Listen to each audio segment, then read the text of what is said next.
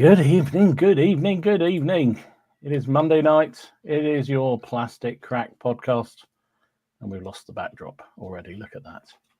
It is season 6, episode 5 of your Plastic Crack podcast. Thank you for joining us on the Monday night, as usual. I'm joined by Steve up there in the corner. No, that corner from On Point, and Martin, hero of the revolution, up there in the right. I got my little digital badge now. I could put it Have on. you? Yeah. Awesome. we need to update the graphics and put that on it.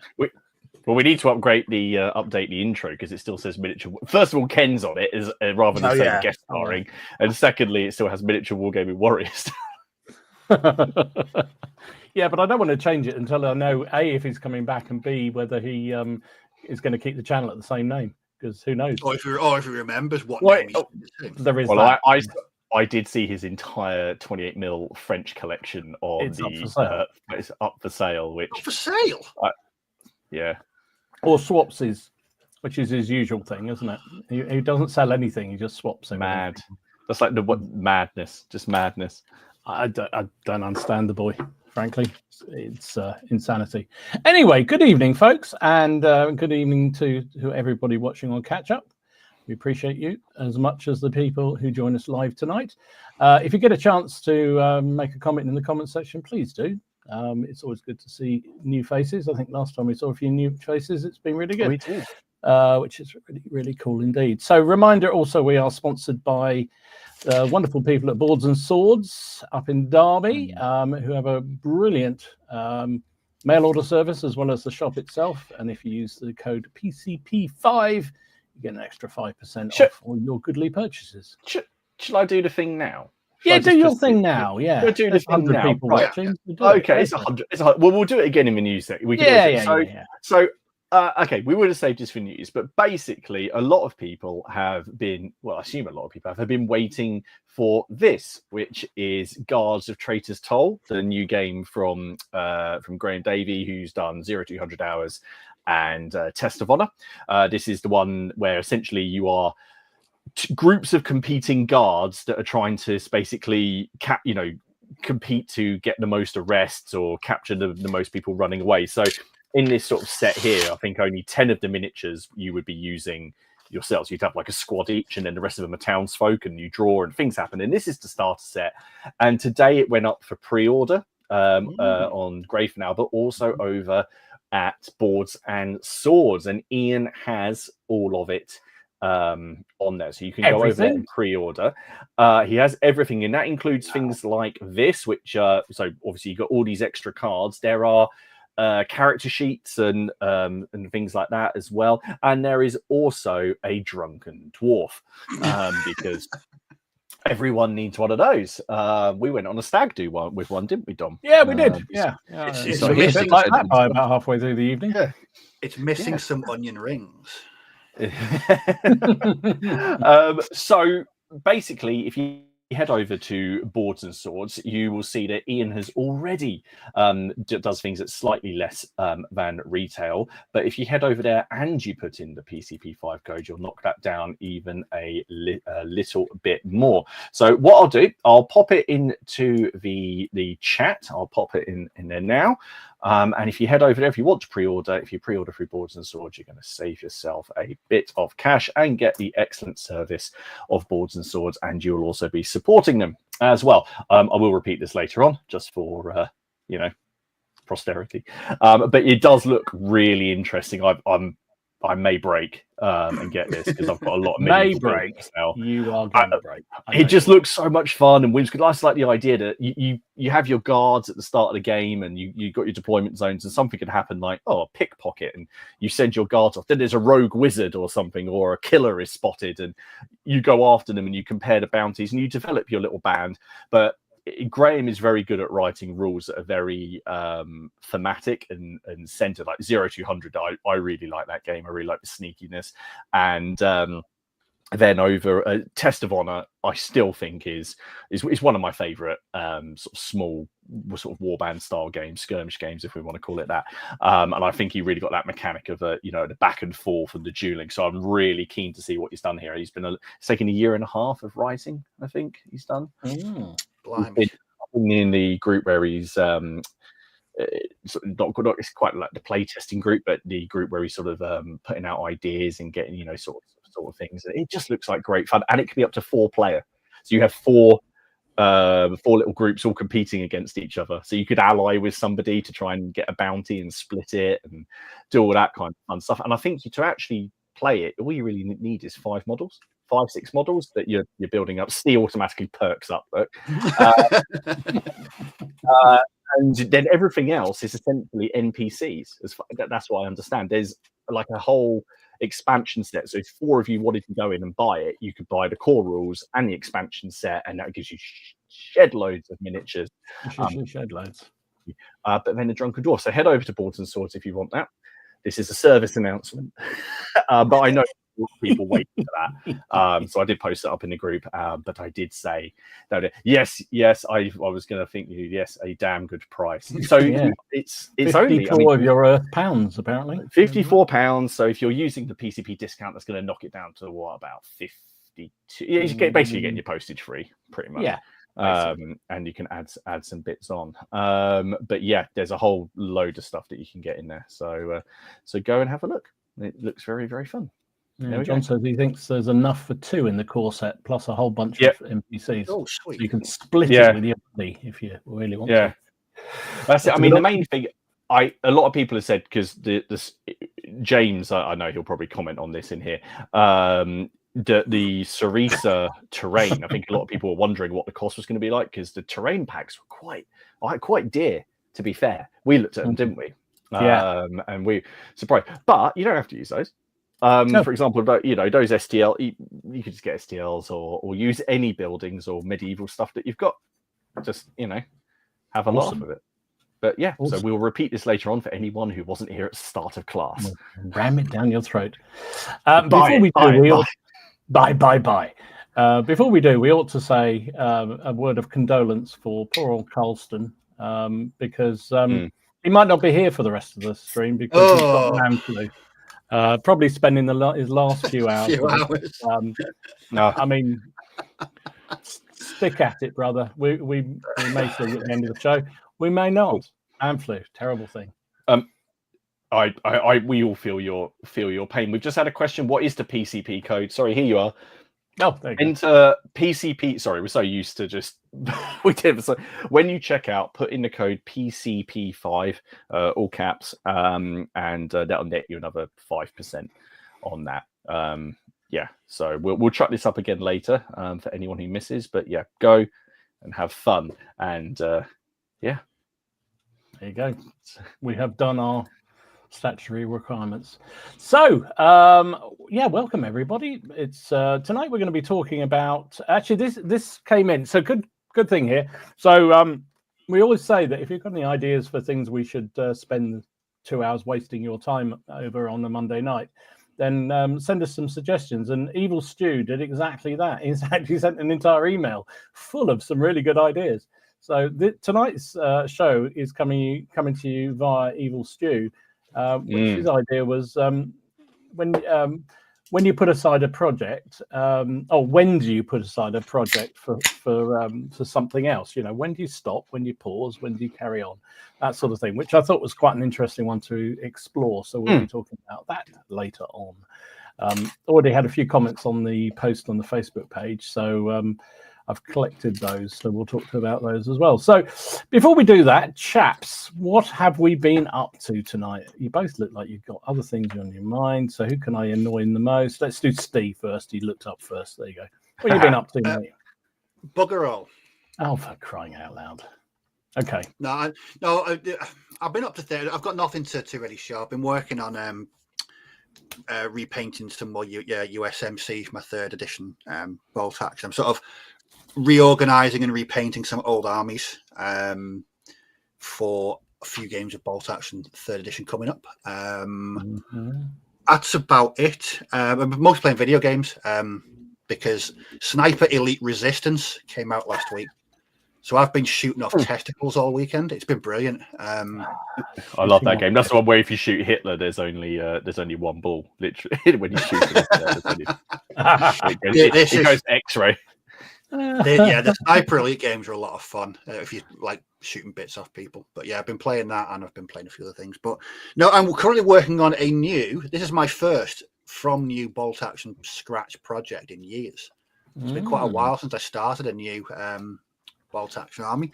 So you've got the bulb from the new book, haven't you? Yes, inspired by Travis's video on this set, Veteran Infantry Platoon.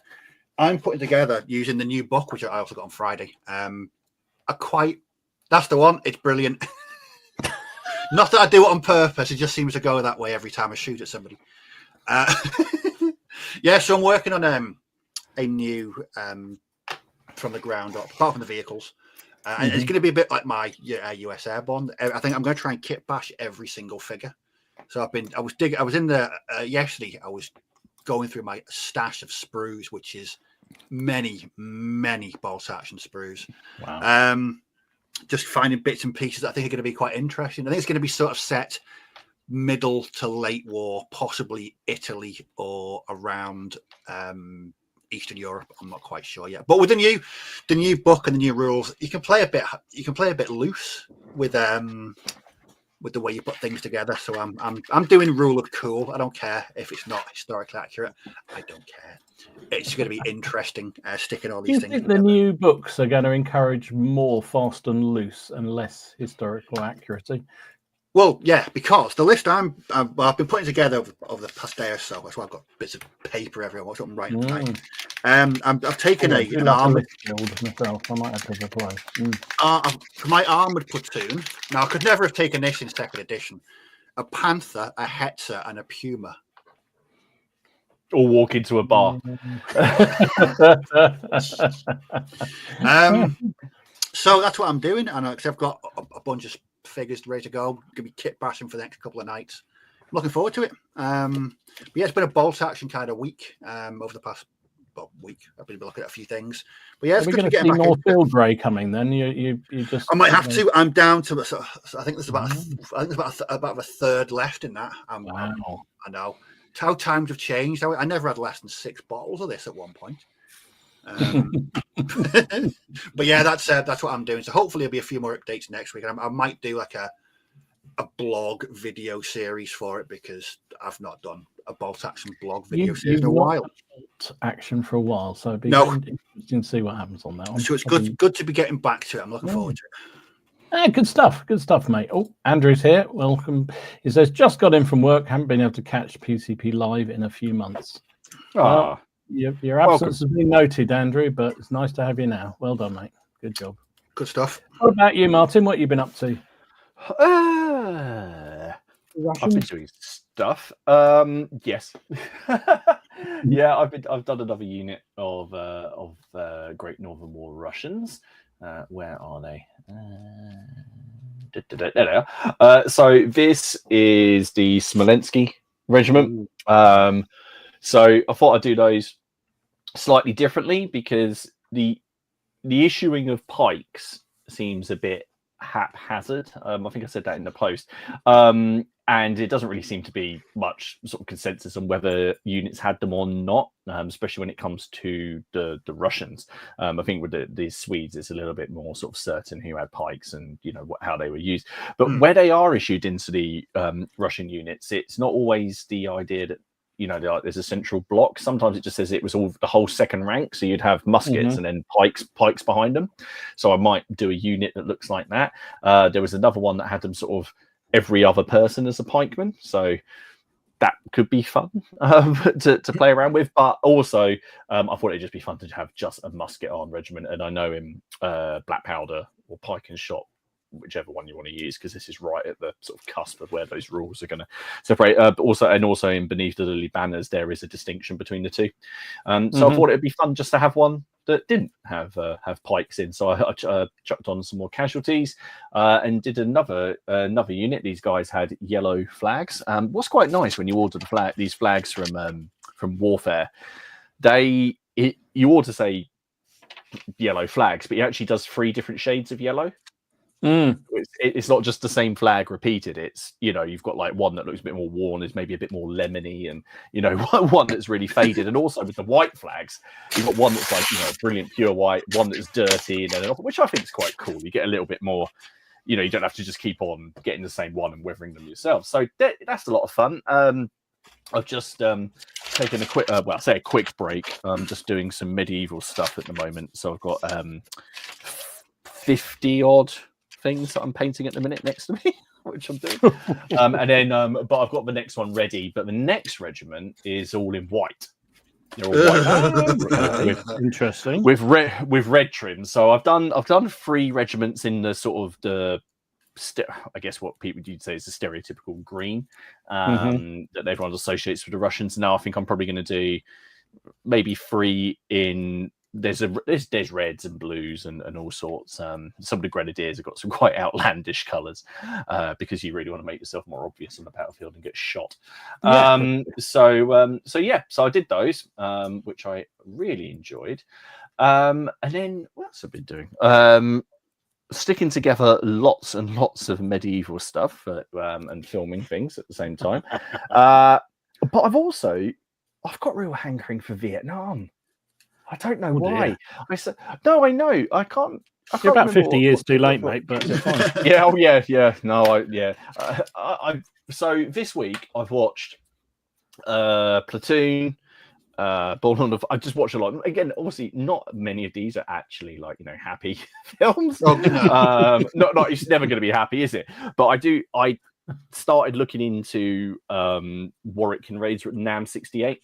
I really started looking at that. Then I started looking at the Empress Miniatures website, and I really like from what I understand about how Nam 68 works is more of a, you're just you do a complete tour with your squad and you see how they survive, and the other player is an umpire and a referee more than an opponent. So it is a complete NPC kind of thing. Yeah, so I ended up reading through all that. I've got a very full shopping basket on both Gringo 40s and on I'm not touching Rubicon. That's never going to happen. On Gringo 40s and on Empress Miniatures, because they've got some lovely stuff.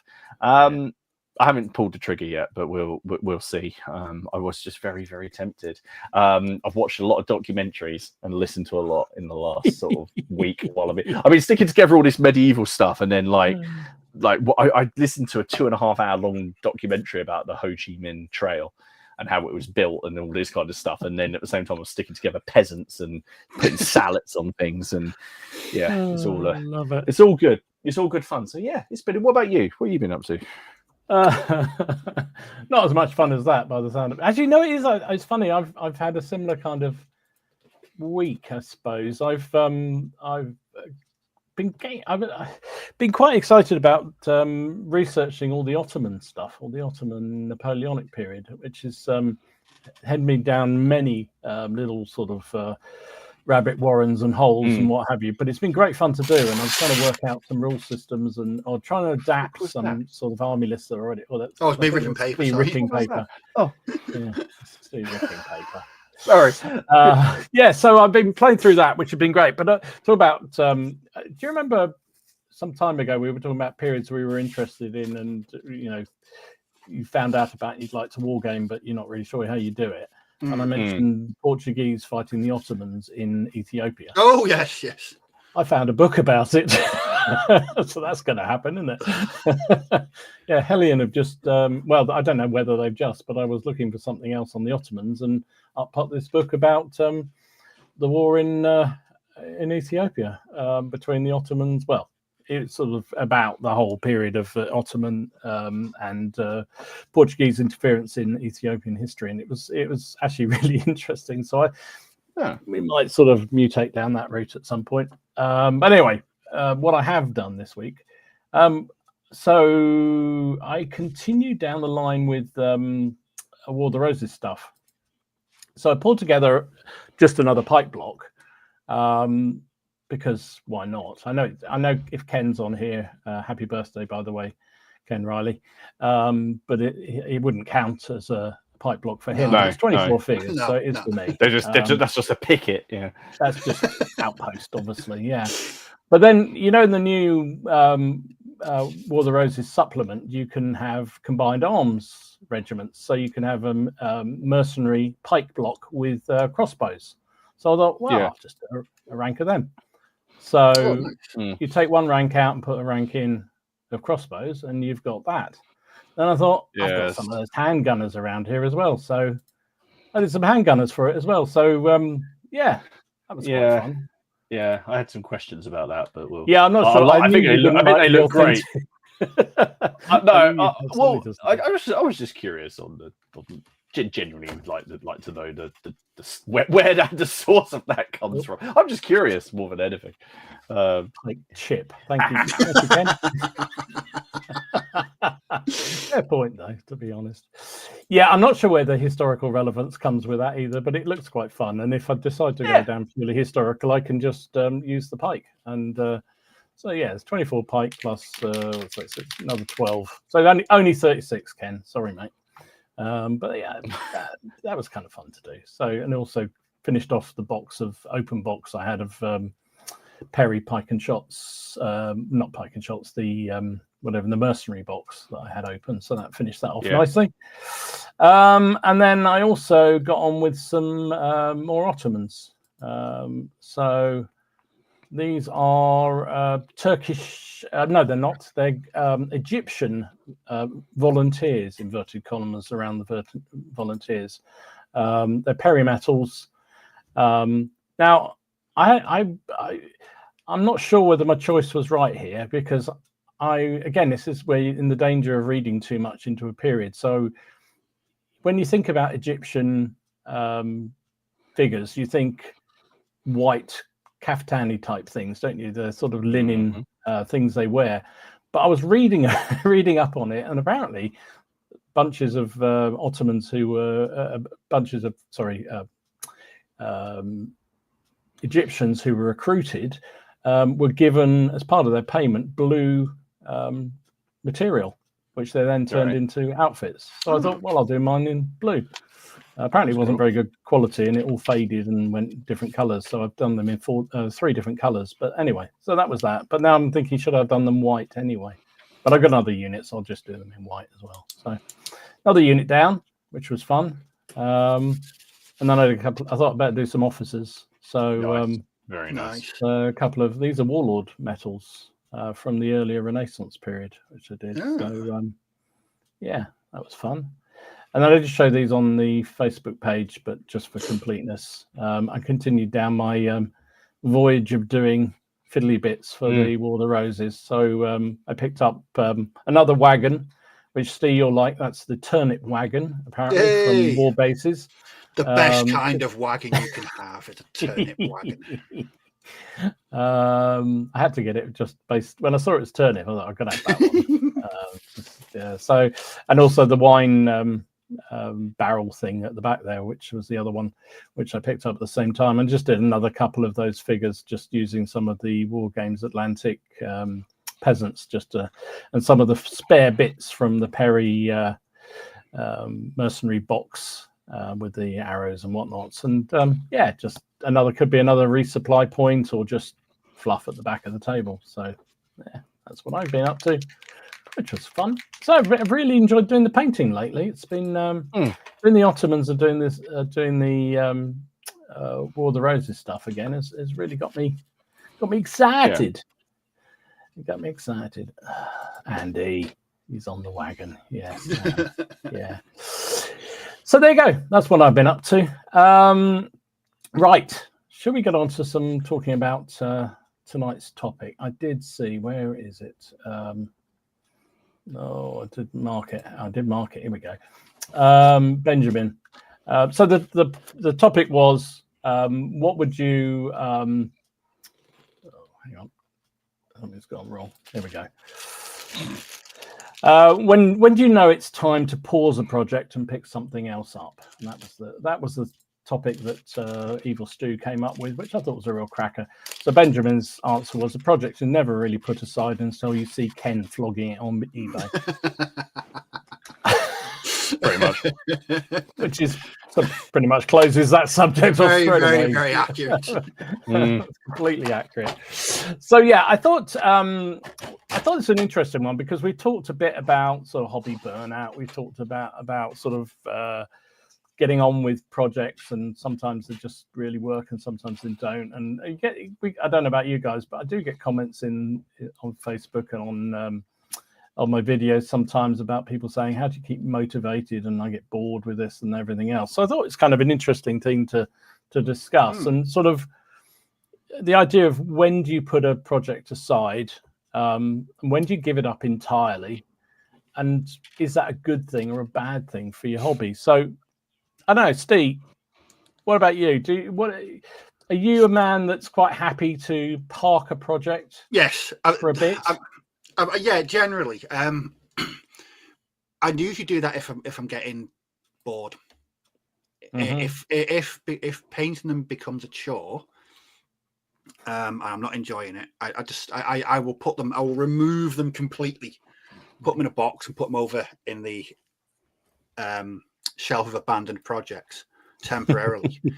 In the past sort of 3 years, there's only been one project that I've started and then stopped and I've never gone back to at all. Really? And that was, I was doing it was a bolt action British project, and it was set in Burma. And I was using a combination of the new British infantry box plus the Commonwealth and 8th Army box, so with the short sleeves. I thought that'd work really well in Burma. I thought I'm going to love this. Load of kit bashing. Lot of opportunity for kit bashing. Hours and hours of research going down rabbit holes and finding out which unit I was going to use or what regiment I was going to use. I bought all the stuff en masse. I spent quite a bit of money on buying all the things that I needed. And I thought, because my mate's got a massive Japanese army, it would make sense to give him another opponent for my USMC. And I painted a squad, a machine gun team in the HQ, and I was thoroughly bored by painting them. I just couldn't. I'll be back in a second. I think there's a child on the loose upstairs. That worries me. No, there was just I was working on it for sort of 2 to 3 weeks. Now I'd done a few bits, like I said, one infantry section, HQ, and a medium machine gun team. And I just sat down one day and I thought, these are boring the arse off me. There wasn't. It was the uniform. It was just 2 colours, right. And I did not enjoy it. And I thought, I've got loads of these to paint, and I'm not going to do them because this is seriously bored me. Really, I went back to it about a month later and I tried to paint one figure. I think I changed the color scheme slightly. I gave him, like faded trousers compared to the other ones, and it just didn't. And I thought, that is now in a box up there. I've not looked at it since. Now that'll be 3 years ago. Since I started that. And I just knew I was never going to go back to it because, as much as I found the background interesting and the kit bashing, the building was really interesting. I like doing that. Actually painting them, the scheme was just. If I had to paint sort of I had like between 50 and 60 planned to paint, and I just thought I couldn't do it. It wouldn't be enjoyable. It'd be a chore, and so I just thought no. I mean, a good example is my landscapes. I've been doing it now for 4 years, but I've been jumping back and forth between them. So I don't sit down and paint 50 landscapes. That would ruin it for me. What I tend to do is paint 12, base them up, put them away, and then go do something else. Because I think with landscapes, the way I paint them, because I paint them in batches of 4 and I really go to town on the colours. If I try to rush them or batch paint them in sort of 10s or 12s, what I don't want to do is lose interest. If they became a chore to paint, I would lose it. And you've always said that's your refresher, isn't it? It is. If I need a palette cleanser, you can't get any more cleansing of palette than painted landscapes. Yeah, exactly. So there's bits and pieces that I tend to go back to, but there's only really one project that I've completely walked away from because I knew that it wasn't for me. And is that a never? You're never going to go back to it? I'll never go back to that project. But you still kept them. I don't know. Yeah, I kept them. I was going to actually use the ones I painted. I could use them for games of sort of firefight in set in the jungle, but there was no way I was ever going to continue the another thing that sort of didn't help at the time was, remember when people were getting rogue batches of Agrax Earthshade that were really shiny. I used that on my HQ when they all came out, like properly shiny. I thought this project is cursed. Nothing is going. It's a sign. It's a sign. And I never went. And the basing was good. I was doing proper jungle basing. I was using that water effect to make little rivers on the big bases. I mean, it had all the things that I really enjoy. It should have been your thing. It should have been, but it was literally the hobby brick wall, and I thought I've got to do something else. But that's the only project I can ever really remember where I've put it away and just said I know for a fact I'll never be painting that ever again. It's a strange one. It really is a strange one. Yeah, that's interesting, isn't it?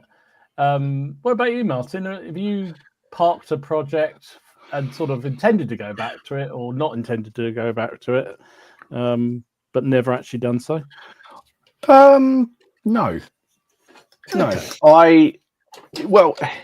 I've never stopped halfway through. So I did the 28mm Carthaginians, but I finished everything.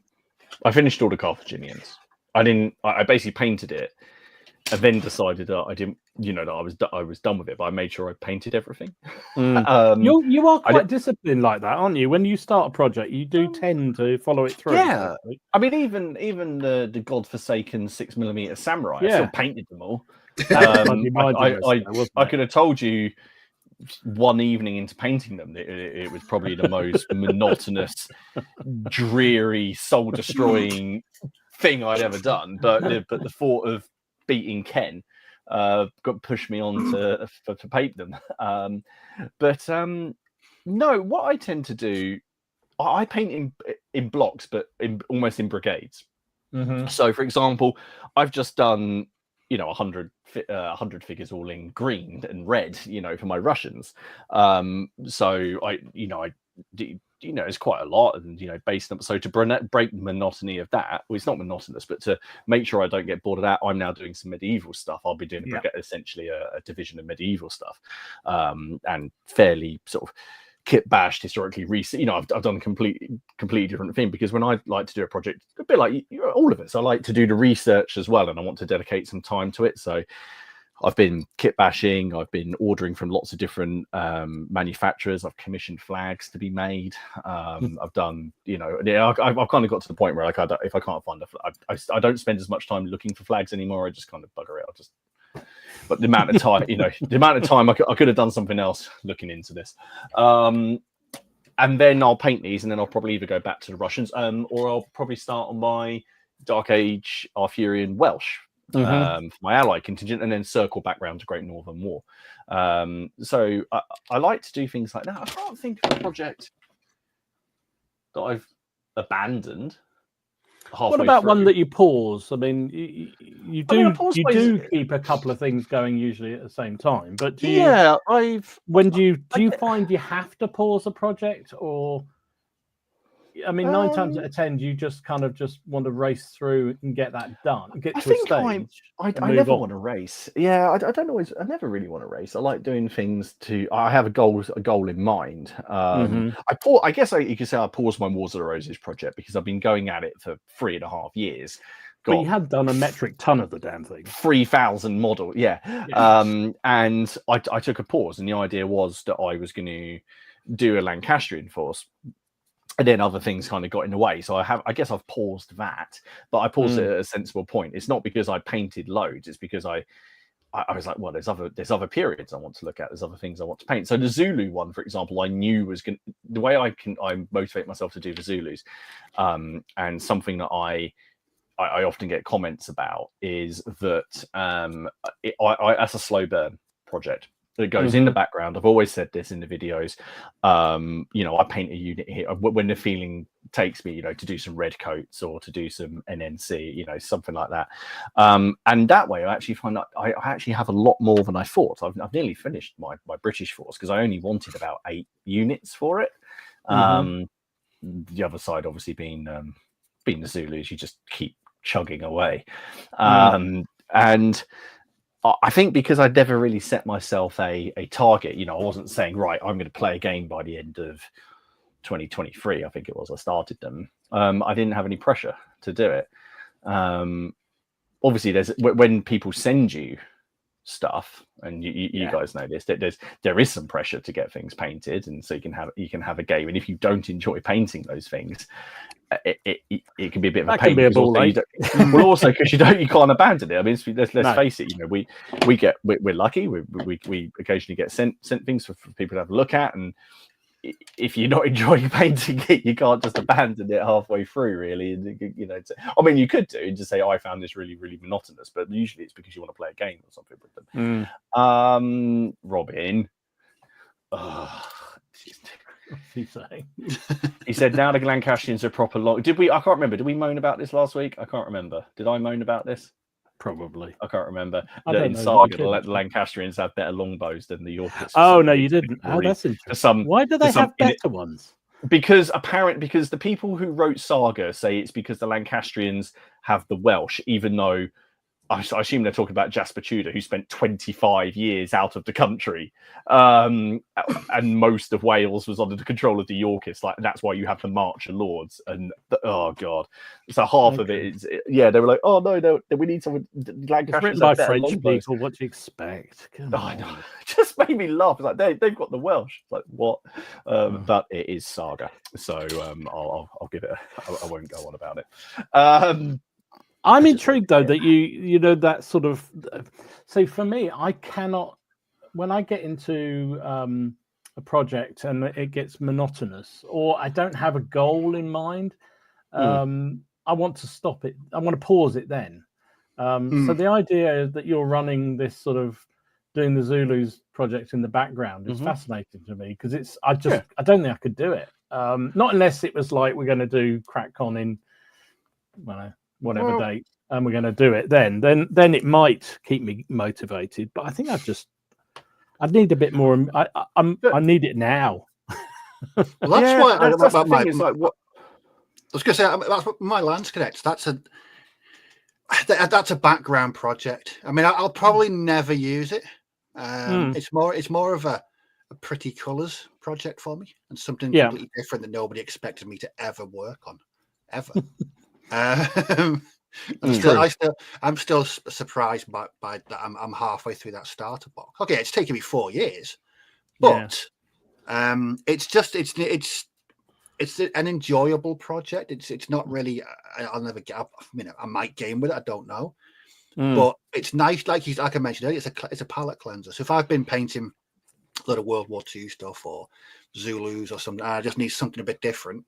I just go to the Lands Connect stash and get 12 pikemen and have a go. It's just nice to have that sort of in the background, like I said, a nice change of pace.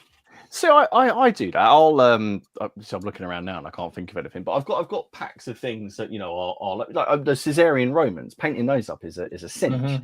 But that's reached. I've paused that because that's reached a sensible pausing point, which is I've got two divisions of Gauls and 2 divisions of Romans, which give a fun small game, or can be added to other people's collections for a much bigger game, as we did at CrackCon. I have got enough to build another Roman division, and I've got enough to probably build another Gallic division, and I will. But they're there, I'll just grab them and crack them out. Absolutely, Steph. Longbows aren't exclusive to us. Exactly. What about the people from Kent? These famous Kentish archers? They don't get a look in. Oh no, don't. I nearly had an aneurysm when I saw that. I did. See, I'm in my brain at the minute. I'm thinking about picking up those new skeletons from GW when they come out, and using them for Midgard. and having an undead force there, because I just really like how they look. But there's only obviously about 30 models in that, and that's a laugh to paint compared to like the Russians or whatever. I'm just looking around. I mean something I'm just trying to find something like my 15 mil Baronzor. That's another one. I just pick up a bunch of, when I fancy doing something like that, I'll just pick up a bunch of those. My Punic War stuff is at a really sensible point that I don't, I've got three clear, decent divisions. I've got all the commanders. I've got some of the special stuff. I could probably add a few more bits in to round it out a bit, but I don't need them. I think once I don't know, I like to think I just take a bit of a wholesome approach to it. And if something did become annoyingly, a bit like the Carthaginians, I rocketed through, what was it, like 8-9 units and 2 elephants? You did it quickly, yeah, you did. And I hated it. I didn't enjoy it. I finished it because I wanted to do it, and then I sat there and went, this just doesn't feel satisfying to me. I feel a bit sort of like, the enthusiasm just went for it. Did all that research. I got everything. I drunkenly bought loads of Carthaginians. Snow stuff. The snow, yeah. And then I sold them. They kept us amused here for quite a long time on that whole subject. I sold them to Sam at Crackhorn, who got a good deal, I'd like to say. Not like a Ken deal, like an actual. I'd just rather someone got some fun from them. But then also, I get a lot of enjoyment from research and from reading and from gaming and coming up with narrative stuff. So I do sometimes take a break from painting altogether, and we'll just sort of like spend a week, coming up with ideas for battle reports, ideas for games, or reading into a new period or something like that. But I think so. I'm very much, as you know, in the school of having multiple projects on the go. Because I think, and I've seen a lot of people comment, we'll get to some of the comments, thank you, from people, but I'm very much in that school of having at least 2 projects on the go at one time, and possibly another couple that are just sort of little bits. But I don't have, what I don't really have is one that's sort of some way into the distance, where I just, it's like I started, I don't remember, was it last year or even the year before, I started an Italian Wars project. Because I really fancied doing it, and I bought loads of figures for it, and I painted a couple of close your ears, Ken, pipe blocks, obviously pipe chips, and I really enjoyed doing it, and it was very colourful. And then I realised that I was the only one going to be doing it, and I thought, well, it's never going to have a game anytime soon. Sort of motivation waned, and so it sort of got parked. And if I was a bit more like you, and maybe I will go back to it at some point, but it's the thought of having to do it all on my own, if you know, and which is odd because I've done the Bruces in Ireland just for myself. I wasn't expecting anybody else to do that. I just wanted to do it for myself. Same with the Boxer Rebellion stuff I did entirely for myself. So it's an odd one. Some things just, I think it is just that. I think a lot of wargamers are the same. Just things just get you, and other things just not right now. And you kind of have to park it for a bit and come back to it, or maybe park it and not come back to it. So yeah, I think. Well, that's what I'm going to do with this Vietnam thing. I'm going to, I'm interested. I know what I want to buy, but I'm not going to buy anything. I want to see if I'm still thinking about this in a few weeks' time, and then I will. Part of my, we've said before, I sort of sit, I think, in this sort of 50-50 space between gamer and painter. And I really want, I got to say, I looked at, I really like the idea of the Rubicon stuff, but then I've done some Rubicon stuff, and I think it'll end me. But I really like Gringo 40s. I think they've got a lot of, I quite like the characters. I think, well, I know I'm going to enjoy painting them.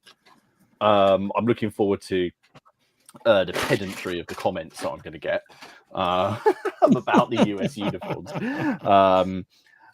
Even though, from what I've seen, like, the way the uniforms go, and you've got like guys that are like topless, like they've got those tunnel rat models. I was like, oh, I could do that. I was thinking, did you see? This is where my brain has gone. You saw the War Games Illustrated had James Morris, who wrote Midgard and Storm of Steel, Alex over, and they were playing in his World War One. The thing he did, and I was like, what if you did that, but it was like the tunnel rats and the Viet Cong you know, and you had the ant farm and the multiple levels, and then things started to happen in my brain, and then I sort of shut that off because I was like, no, I've got things to paint. It's a dangerous zone. Yeah, I guess I kind of do. You know how people say if you get a tattoo, before you get a tattoo, put it on the.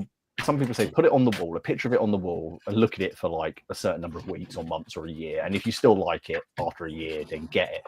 In my brain, I do that a bit with my projects. I'm like, you know, I sit there and think about it. And then, you know, if I'm still thinking about it, if I'm still enthusiastic about it, I'll do it. A bit like the Great Northern War. I bought all the books of those back in Salute last year, but I didn't start it until January, sorry. So I've still been thinking about it and reading about it. I didn't just buy those books and then sort of rush straight out. I wanted to see if it's something I could be enthusiastic about, because I like being enthusiastic. I don't want to be, I've just done this, you know, because it was something to do. I think then I would sort of falter, if that makes sense. Yeah, I know when I did that video about Rubicon's USMC, you know, about the unit. The only question or the only comment I got about the uniforms was, what colours did you use? That was it. There was no button counting. There was no pedantry. It was just what colours did you use? I don't understand the rage-induced comments I got about that tanker. So you can only see the top from the shoulders up, and that 15mm tanker.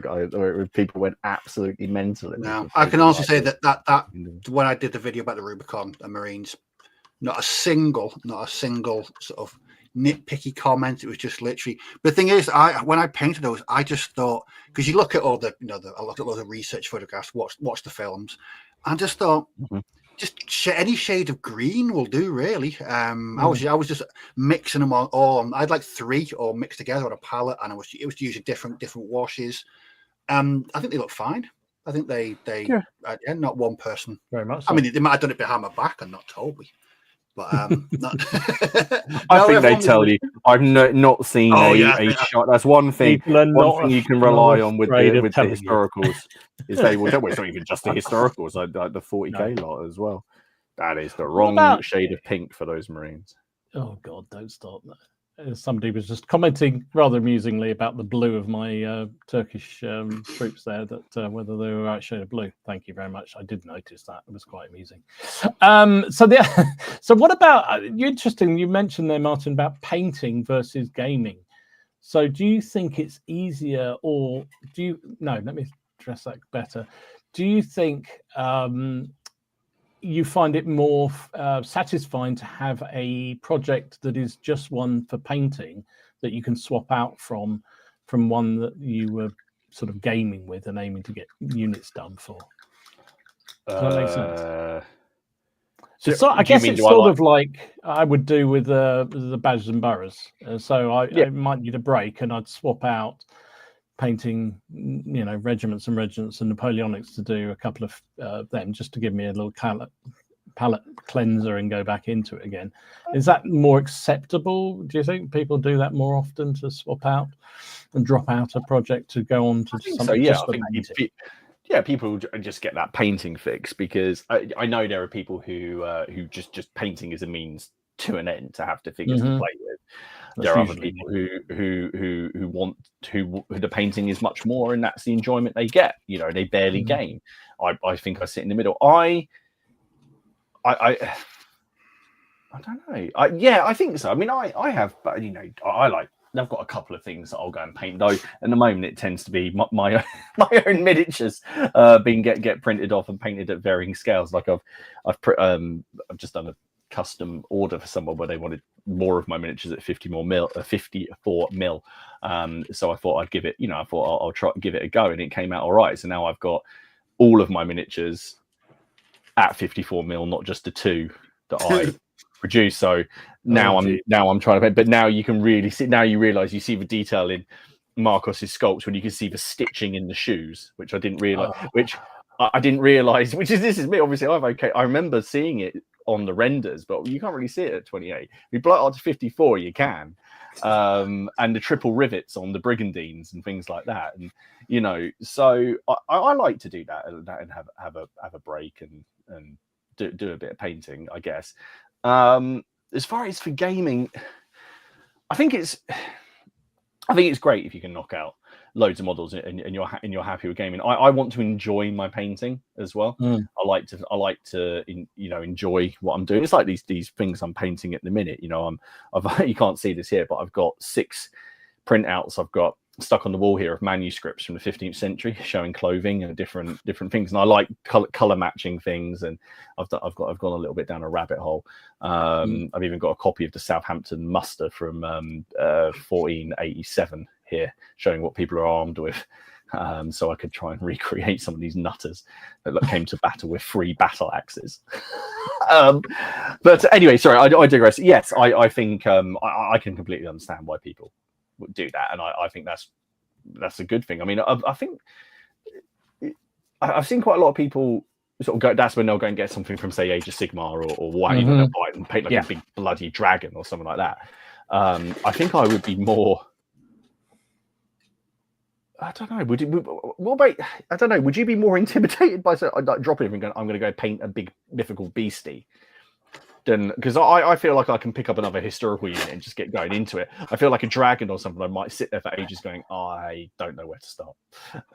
Well, I mean, I'm not. I was going to say no, I wouldn't, because I'm thinking about those forest elves that I bought on Kickstarter yonks ago. They terrified me, and I just haven't touched them. They're sitting there waiting till. But then I do kind of admit to having a little sort of dabble occasionally at the Badgers and Burrows figures, which are pretty weird, and some of those are quite chunky as models, and I'm actually quite enjoying them. But I think for me it's almost because for the Badgers and Burrows it's like a couple of figures usually, whereas I'm used to doing 24, 48, however many figures in one go. Batch painting an entire regiment of ACW or whatever it may be. So for me, that just almost having a bit of time just to do something a bit different that is a single figure that I'm probably have to spend a little bit more effort on. But that's what I was going to say. Do you find, and this isn't a comment on your painting, therefore you're more careful? Would you say your painting of that single figure is of a higher quality than your battalions of figures? I would. Would you say it's good? It's good practice. Would you get? Oh, I'm going to try this because I saw Steve. I honestly think. I think when Steve, and I think Steve pointed them out first time on, and I ended up buying about 100 quid's worth in the next year of the damn things. Invariably on the stream when he was talking about whatever figure he bought, I buy another 20 quid's worth of them. It was the fact that they arrived and it was like, oh my goodness, this is something completely different. I've got to spend a bit more time on them.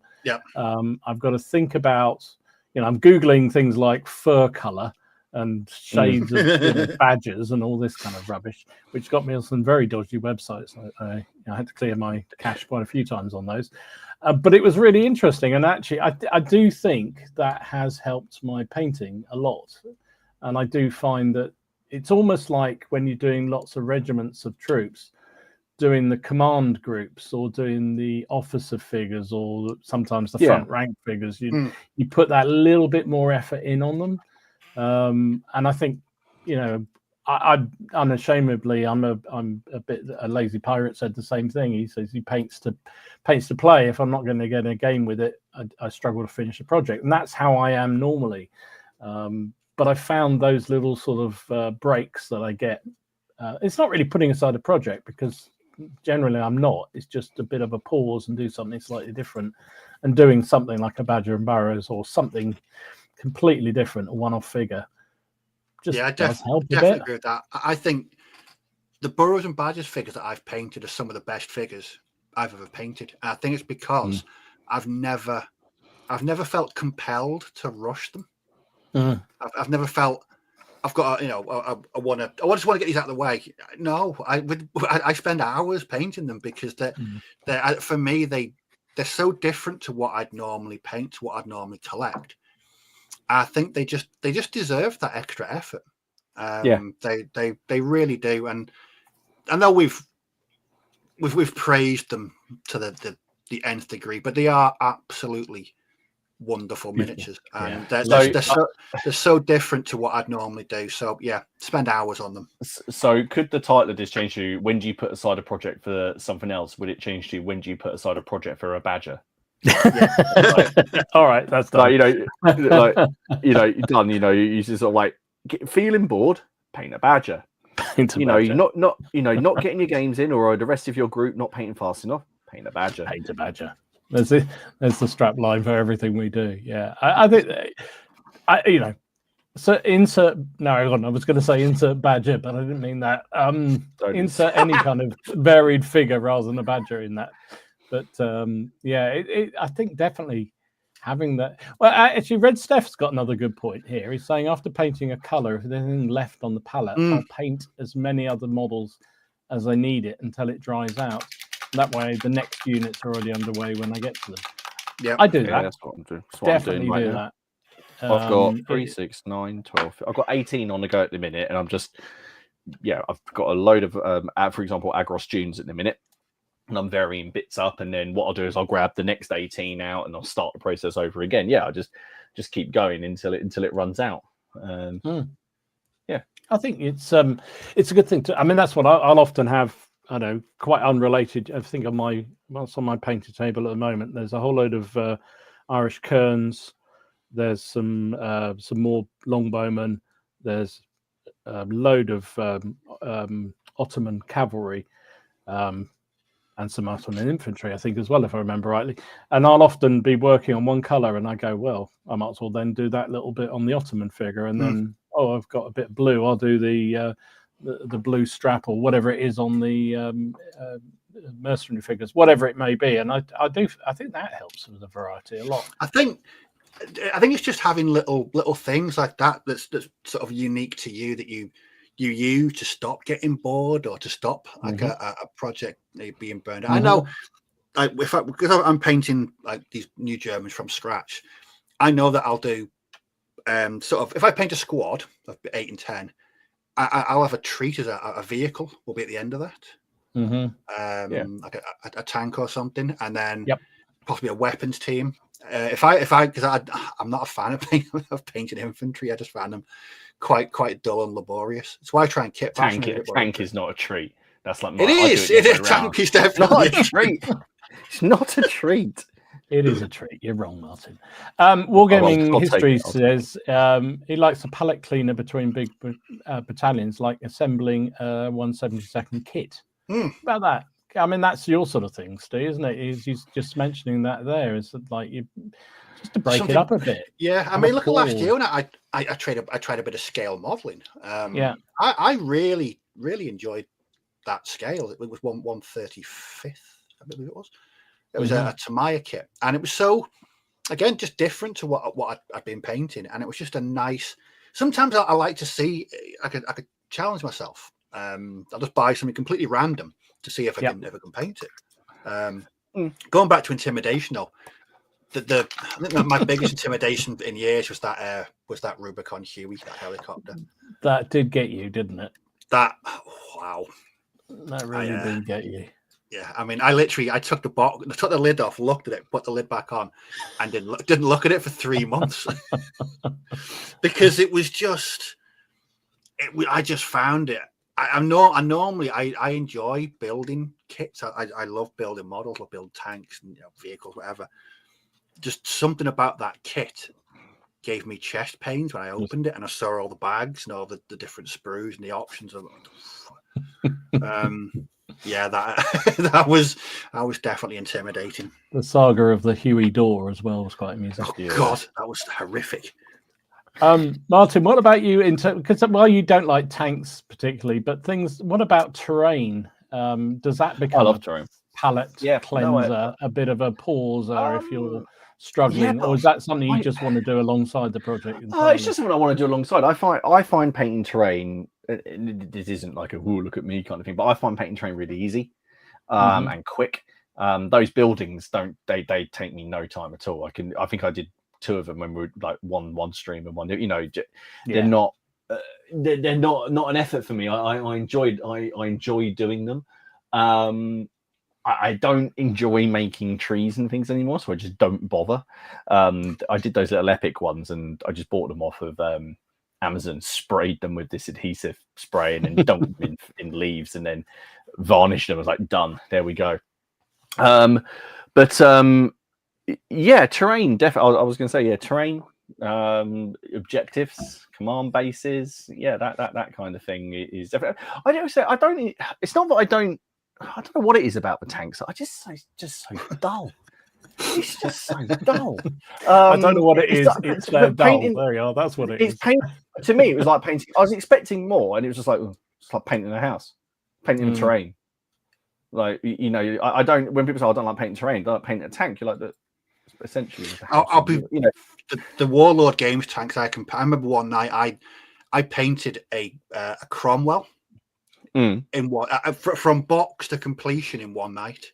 It was just literally it went together just so easily. But I know where you're coming from though.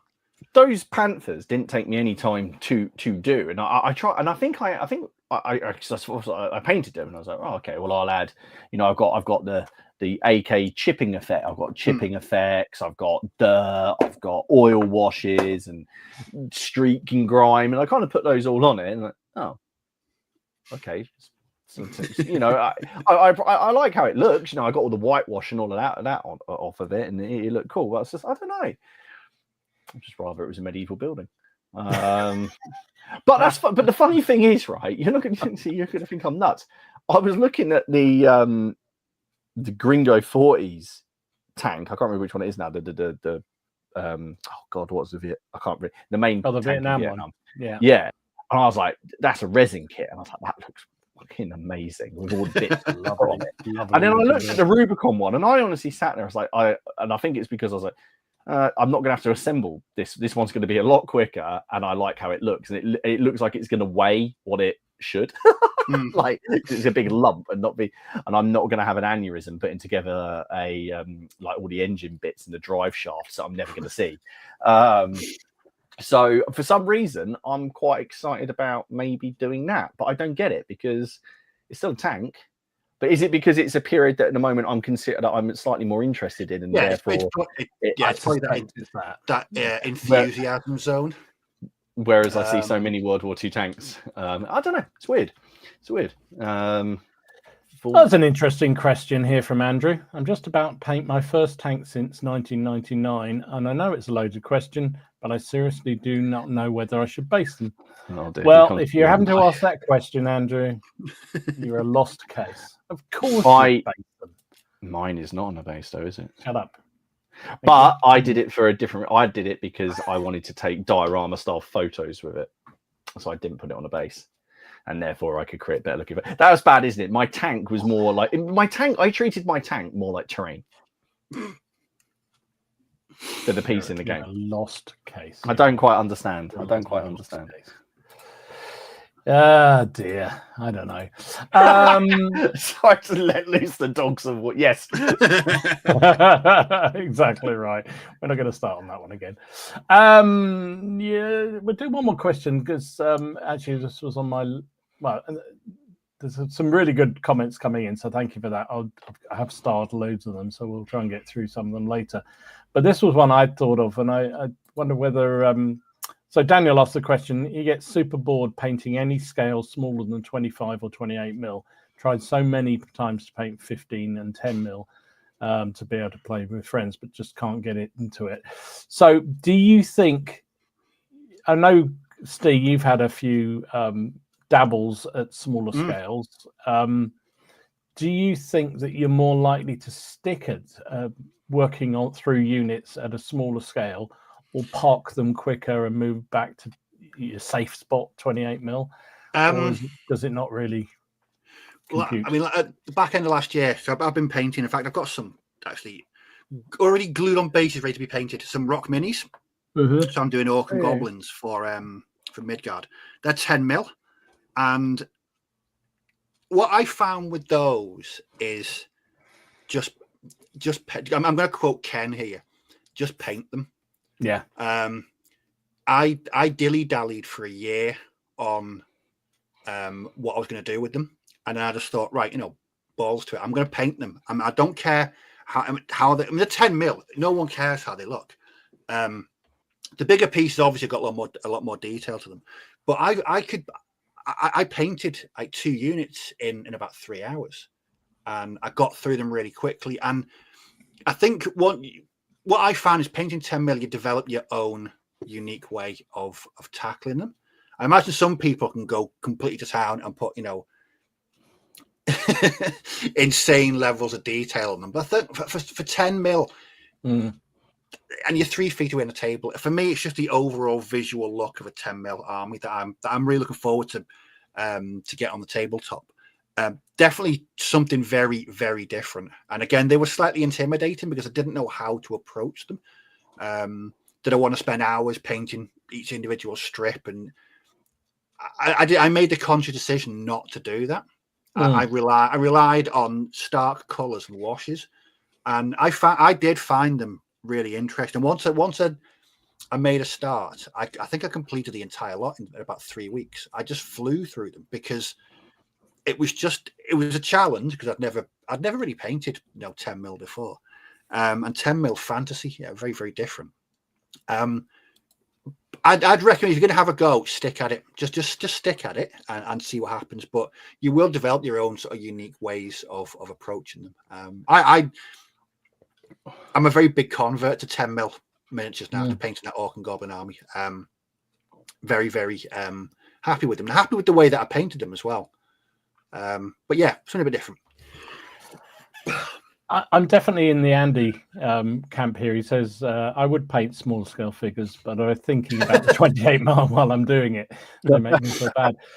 And I kind of I know exactly what he means. My true love is 28 mil, even though I've got loads of 15 mils and quite a few 20 mils as well. I haven't got anything smaller. I just can't get on with anything smaller. But I find I go through. I have to say the most common project I park is smaller scale ones. Okay. So my Hail Caesar epic stuff, which I really want to play with, I did a burst of them at the beginning, did a whole load of units, and I kind of got bored and parked them for a bit and moved on to the 28 mils. But I want to go back to them again. I had the same with the pike and shot. I did a whole spurt of them, then stopped for a bit, and then went back and did a whole spurt of them again.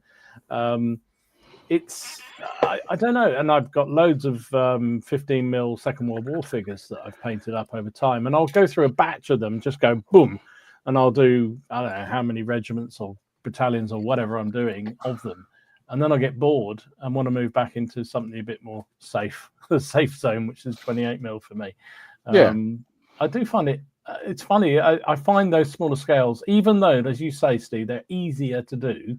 And you can hide an awful lot of of mistakes in them that you can't really get away with in 28 mil. And God knows I'm very happy to hide anything I can get away with.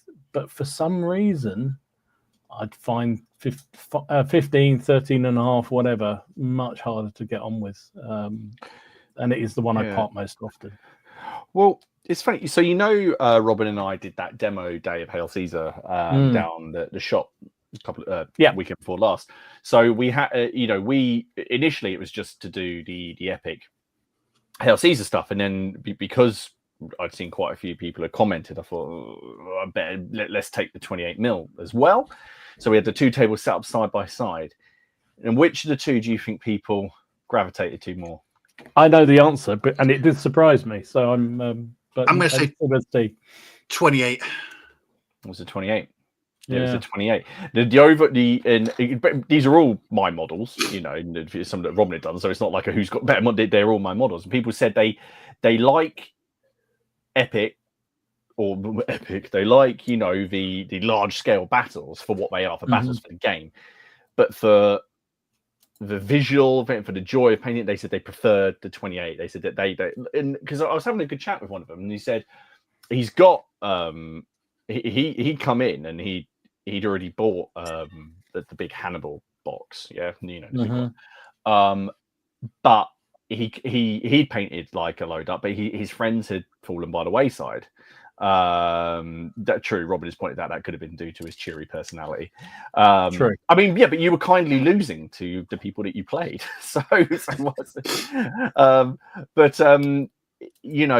said he bought that, but the people had fallen by the wayside. a bit like you said you did, Dom, and he even though he'd painted his stuff, he can't play it yet because he can't get anyone. They don't want to finish it. They're bored of painting them. Whereas him and his friends who were here and they were looking at the 28mm stuff, they were straight away and they went and bought a bunch of it. You know, they said, you know, he thinks he could do it because it'll look visually better to him. You know, they'll still get the experience of a large game. You know, it's still bigger than a lot of sort of rank and flank stuff, and certainly bigger than like Warhammer and things like that. And so it kind of fills this sort of in between sort of for them. So I was surprised at that. A lot of people just seem to say they like to play Epic, or like to. Sorry, I keep saying Epic because like it's the only sort of mass, you know, large scale game that there is. It's not. It's just it keeps popping into my head. They want to play these large scale battles using tiny miniatures, but they want to collect the 28s. It's the visual thing. What we say all the time, isn't it? Yeah, it is. Thing. I think it is the visual thing. It's there are outliers to that, but yeah. Like I mean, I've always said. I mean, I'm not a fan of Napoleonics, but you can't beat a 28mm Napoleonics war game. Visually, it looks stunning. Yeah, it's interesting. Don says the same thing. It's exactly how I feel. Prefer gaming 15mm, but painting 28mm. And I see what he means. I mean, when you get I have got quite a lot of pike and shot stuff now in the smaller scale, shall we say? And when you lay it out and you can have a really big battle, it's great. And you don't need to have a massive table, blah blah blah. But still, doesn't look as good. It still doesn't look as good as the 28s.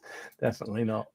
Anyway, I think it's an interesting one. I think the variety, like we're saying, parking a project to move around, whether it be scale, different periods, different features, whether you're doing terrain or something else, or working on a scenario or working on some rules or whatever, is always a good thing, I think, just to break it up. I think we all need to, can be very obsessive. I have Graham who comes down the club on a Friday.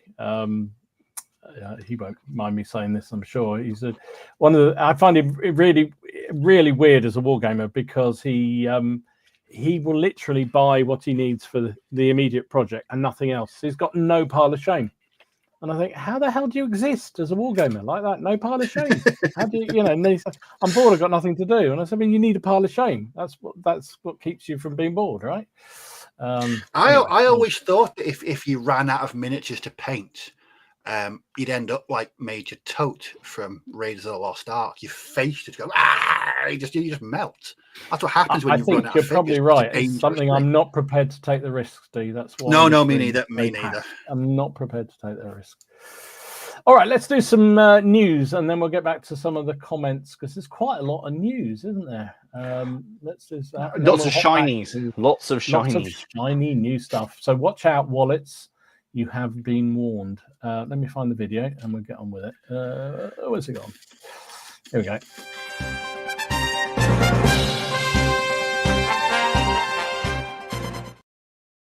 Take it away, Martin.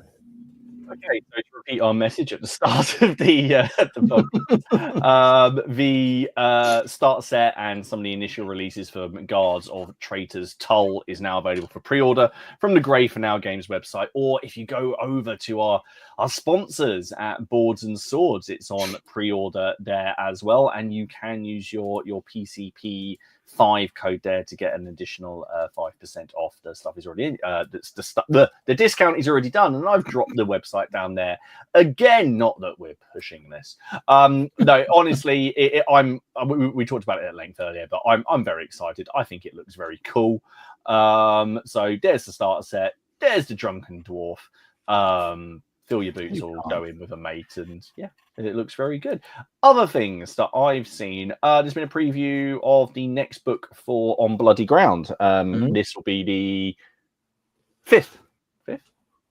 One, two, three. Yeah, fifth. The fifth book, and this is Sub-Roman Britain. So this is your Arthurian stuff and all of that. For those people who may be interested, Dom, you've got a lot of Arthurian stuff at the moment, so it might be worth checking out. like all of their releases, this is it. You don't need multiple source books. Each of the era books, if you like, comes with all the rules in it, the core rules for it. So you don't have to buy like a main rule book and then an expansion. It's just the one book, that's it. Nice. And from what I understand, they're working to sort of get them even more sort of like concise. There isn't loads of fluff and history in these. There's literally rules and stats and go.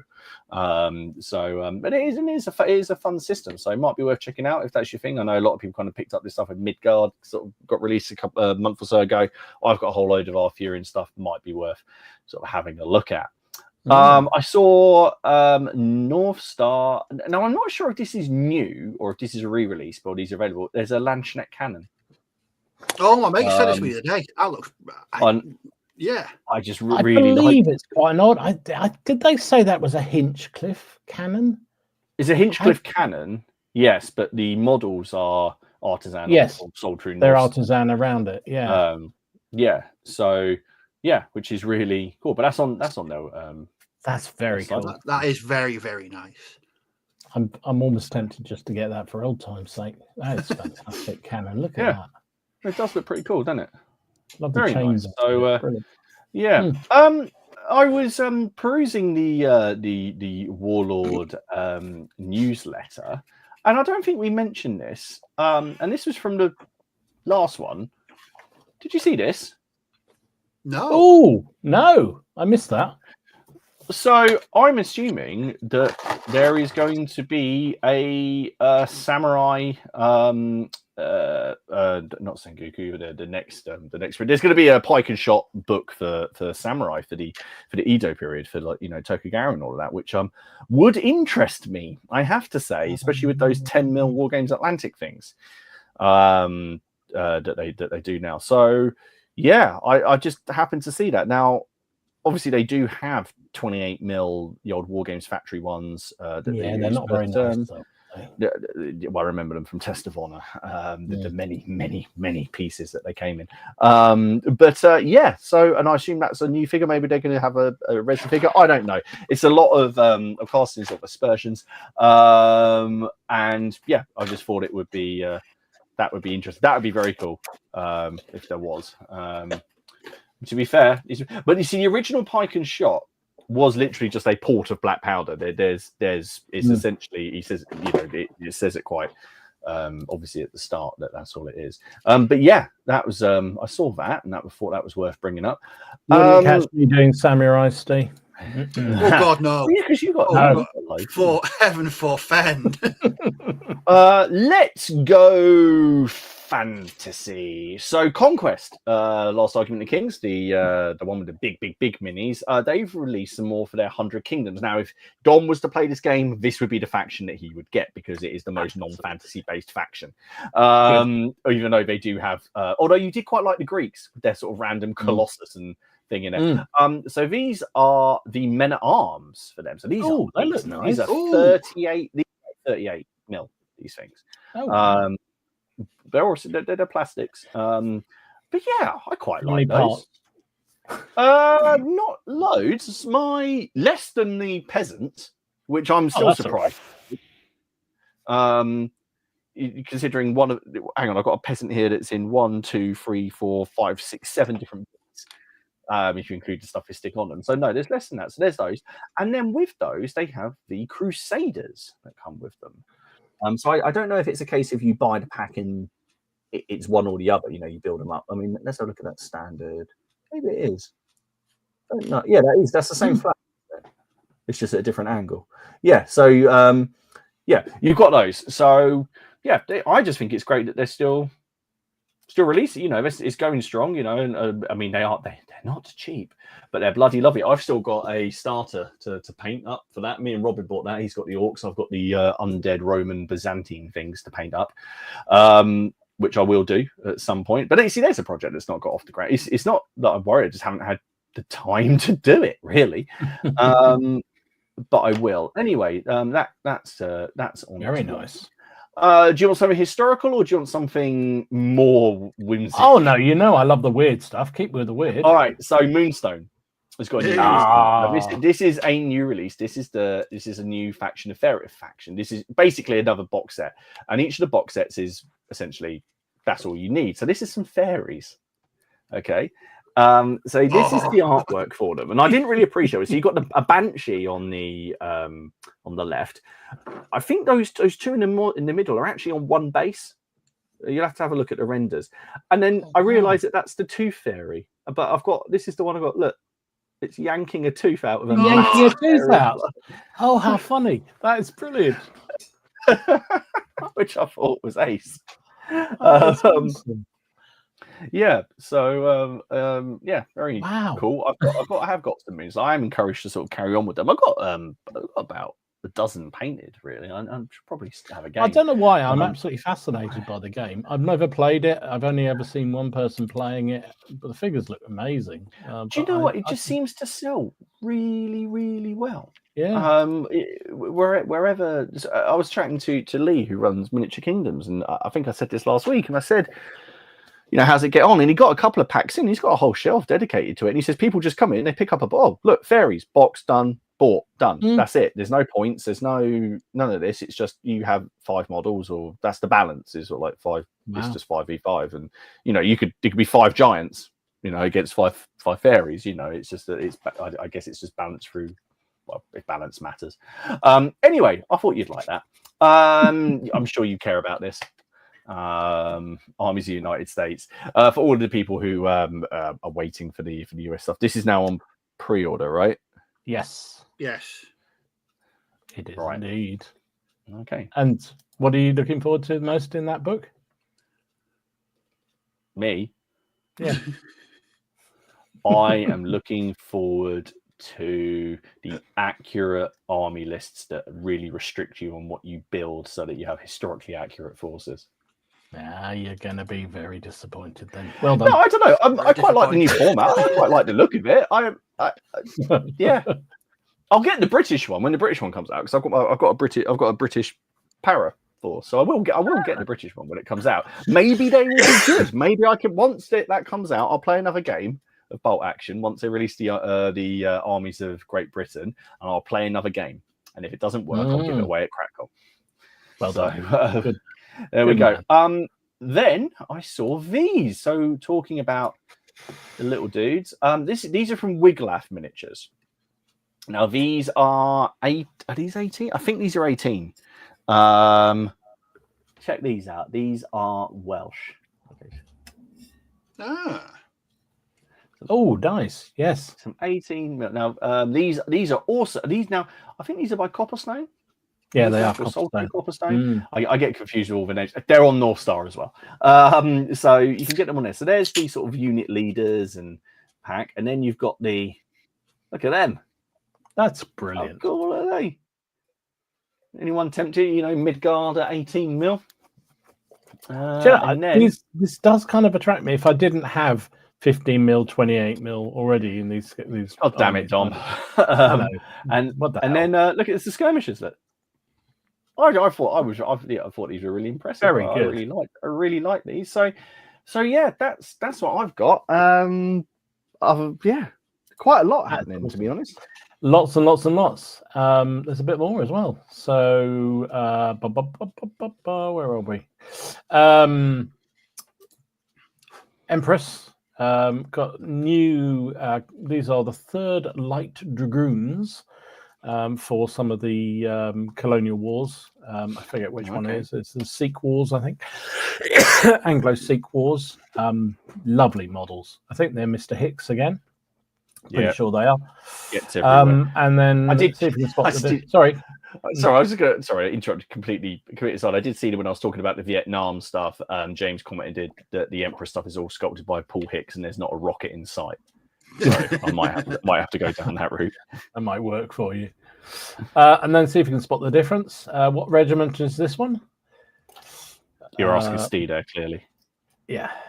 I haven't got a bloody clue.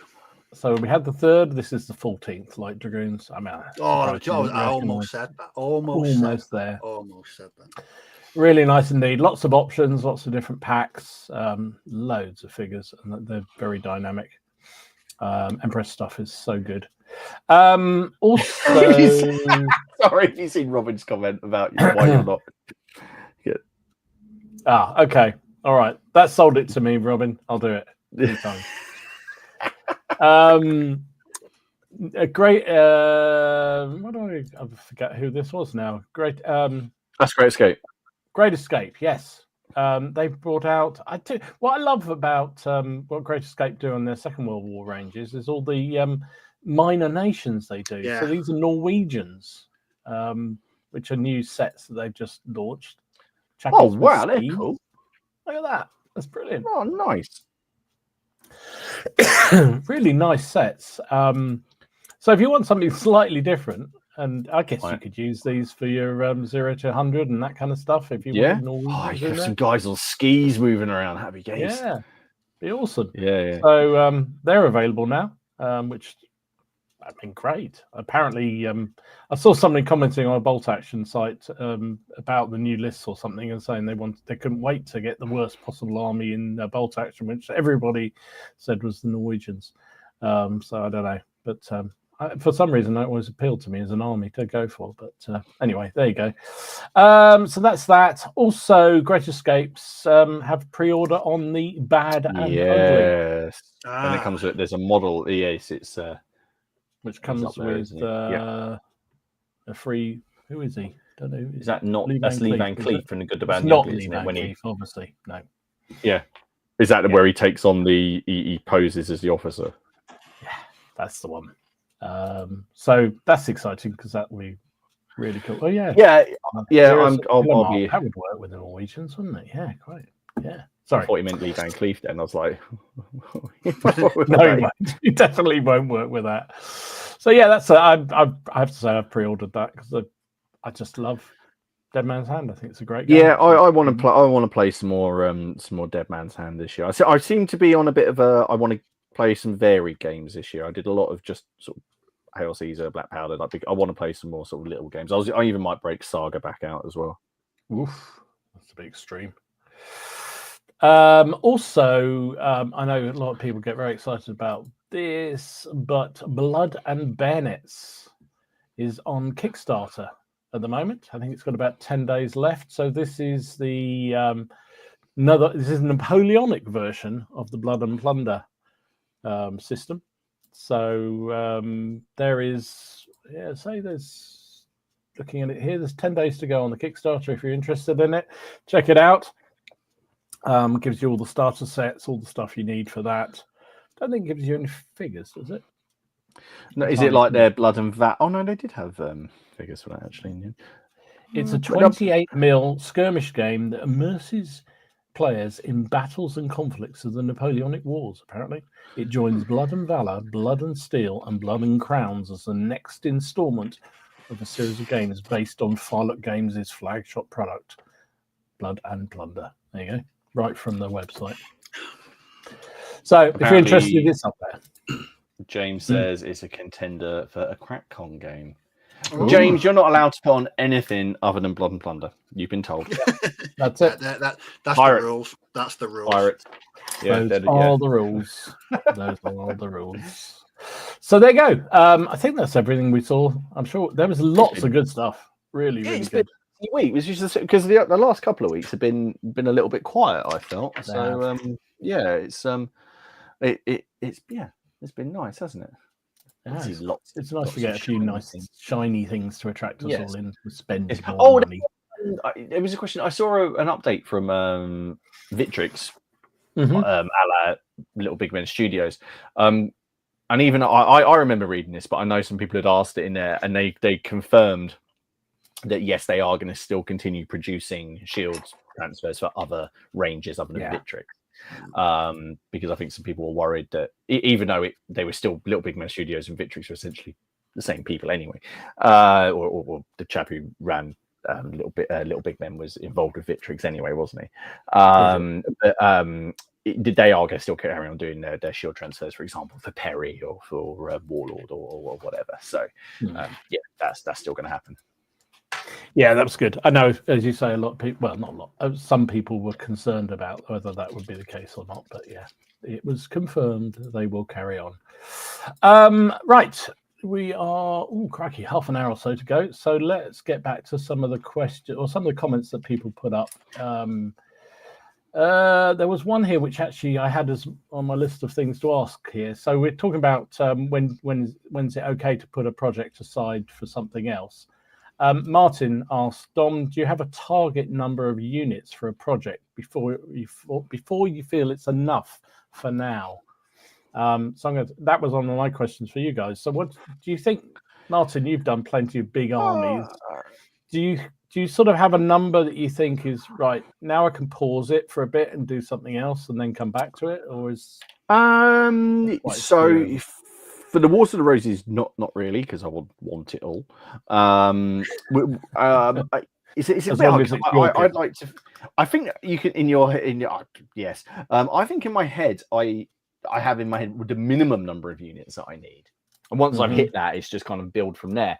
I don't. Once I've done that, I think, for example, for the Punic War stuff, it was like, right, I need 4 units per division for it to be a decent game, at least. For the Gallic Wars, it's I need at least 10, 5 units per division. I think like that. But if I don't have enough, I'll make it work. I kind of, and sometimes you get some better games out of that. What was I going to say? So, but with the Wars of the Roses, it was just a case of no. I just want to keep painting. I just want to keep going. I'm just gonna build as much as I can. So yeah, I reckon I kind of have what the minimum I need to get done to have a game. And then once I've got it, I'm more happy to take a break. I would guess, because I know I've got enough for a game. Right. So it's game driven primarily is where you get. At a basic level, yes, because why would you paint just 2 units, 2 units and go like, I feel like when you're painting a unit, you're painting because you want to game with it. When you're painting individual figures, you can be painting. I mean, don't get me wrong, I know people do some amazing dioramas and just want a unit painted. Yeah, we have seen them, but why would I paint 3 units of Russians if I'm not going to play a game with them? Yeah, I just paint 1 and make a diorama out of it, or something like that. Yeah, I know. I'm with you, actually. That's exactly what my answer would be.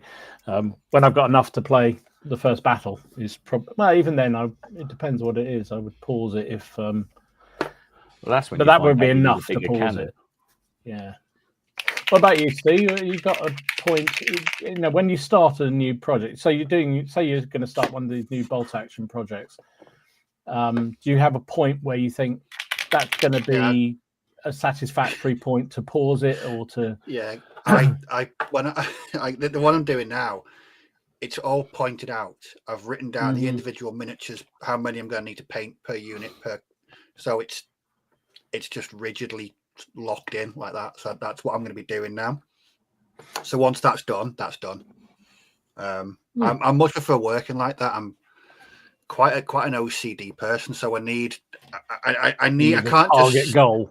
No, I do. Otherwise, I lose focus. But with this, over the past couple of days, I've written down. So it's all pointed. It's just under 1,500 points. I know how many figures are in each unit, and I will write that down on a spreadsheet. Yeah. And it's just points in the spreadsheet. You've mentioned 2 things he absolutely loves. It's just a good way. If I can visually see. It's like my calendar at work. My Outlook calendar at work is just colours, so I can visually see what I'm doing. I need that. I have no. Really? I still use a physical diary, like a big A4 one, and I have, like what you get when you go into a restaurant and they look at your booking. And my business partner uses Outlook, and I don't. So I haven't been in the office so long, and I haven't gone and bought one yet. So the whole of January has gone by without me putting anything in my diary.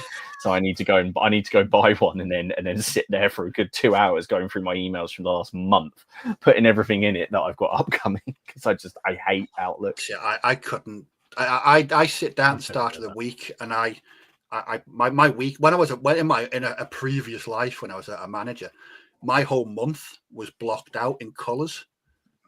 And it's the same. I used to work with this guy, and he said I've told him about my spreadsheets for hobbying, and he was like, "Steve, mate, no hobby ever needs an Excel spreadsheet. But it's just the way I work. It's just, I mean, obviously, if I'm doing something like Space Weirdos, doesn't matter. Oh, there we go. You only went the whole stream. I've been sitting here waiting for 4 and 8 minutes. 1 hour 34 minutes, and you've only now mentioned that. That's a bit different. I know it's finished when I finished the 4 figures. Just a bit of a tangent. Do you know when you're kit bashing something and you've been at it for a while? And I'm currently kit bashing this platoon commander. Yeah, Dom, do you know that? Do you know that, Dom? And for the past hour, he's had 4 different right arms. And I just wasn't happy with it. And then I found the cigarette holding arm from the French World War II bolt action sprue. And it just works so well. The best part of the hobby for me is when you can find something like that made up. Absolutely made up. Happy man. He's a commander, and he's made up of bits from 3 different bolt action kits. Yeah. I'm a bit. I kind of fall a bit between the two. I think I do like to plan out an army, but I'll tend to do it sort of fairly laissez-faire. I'll sort of have a vague idea what I'm looking for. Sometimes I'll start out with a plan, like a Napoleonic plan. Like I started my Swedish army with a plan to build Bernadotte's one of the divisions in Bernadotte's corps at Leipzig, and trying to match units, but I kind of got bored with just doing the right units, so I just went a bit freestyle. But Mini Agnostic says this, which I think is kind of, I'm with him on this. He says, I'm tempted to do something like Bavarians for 1813 one day, a project that you quite realistically finish, inverted commas. And I kind of know what he means. I think I mentioned one of the first inspirations of wargaming, historical wargaming, was a chap who I was at school with. His dad had collected every single battalion and regiment of the Confederacy of the Rhine Napoleonic armies from, I think it was I can't remember exactly what period it was, about 1809 or something. Literally every single regiment he had in 15 mil. And that just like blew my mind. And I just still hanker after almost being able to do that and say, right, that's it, done. That project is finished. Would you do something? What about you, Martin? Would you do with that? Just, kind of just. What? So if I, for example, if I collected it, well, you could do it with your Russians, couldn't you? For this period you're doing now, you could say, I'm doing a campaign, trying to pick out every regiment. It'd be easier doing the Swedish because there's far fewer of them and they all eventually get killed. Yeah, you could. I mean, for example, my original project idea with the Wars of the Roses was what everyone did, which was Towton. I was like, well, there's a good, everyone's in Towton, so just pick up, So I did Hastings wasn't technically a law at that point, but anyway. But I was going to do Edward and Norfolk and all of that, and then I started reading more, and it expanded, and I was like, oh, I don't care. I just want to collect the whole period. But it's that happened with my French Napoleonics, because I was sort of, playing, and I was like, I just want to play some Italian. I just want a unit of Italians. Oh, there we go. I had a unit of Swiss on there. I was like, yep, they're going on there. Yeah. I mean, they were at was it Plaquenay? I can't remember. They were at a bridge. I remember it was a bridge, and loads of them sort of fell defending the bridge.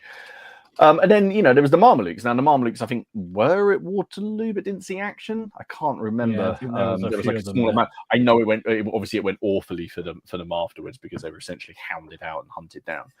But I just wanted them, and you just kind of get it when you get into a period. I don't want to be constrained by the fact that something. Thank you, Andy. I don't want to be.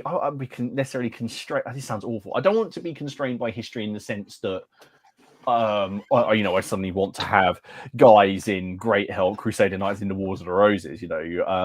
But for things that are of the period, I kind of I like collecting the period, the totality, and that's why sort of with the Crusades, I've added some more of the weird and wonderful things, and you've got the Byzantines in there, and the lunatic cannibals, and all of that kind of the mercenary units that everyone seems to forget about that the Seljuks actually had. But I would like to say to someone, I collected. I felt it with the ECW. I was a bit like, I wanted to. We're looking at one of the smaller battles. Maybe say, I've done all of that. But yeah, maybe with the Great Northern War, I can maybe look at a couple of brigades, if you like, and see and actually make those and say, this is a complete recreation of X brigade at Narva. But it feels kind of satisfying, doesn't it? I know what you mean. Yeah. I think that would be quite cool. Maybe I need to look at it. Now I've got to find one that's got, because I haven't been bothered before. I was guided by flags. Now I've got to find a battle that the Smolenski in Germalansky, and then the other one that I've forgotten. Who are they? We're all at together. I could do that. Sorry, Rostovsky. I don't think so, Andy. Sure. Yeah. You could do a particular campaign or battle. Doesn't have to be the whole of the Second World War.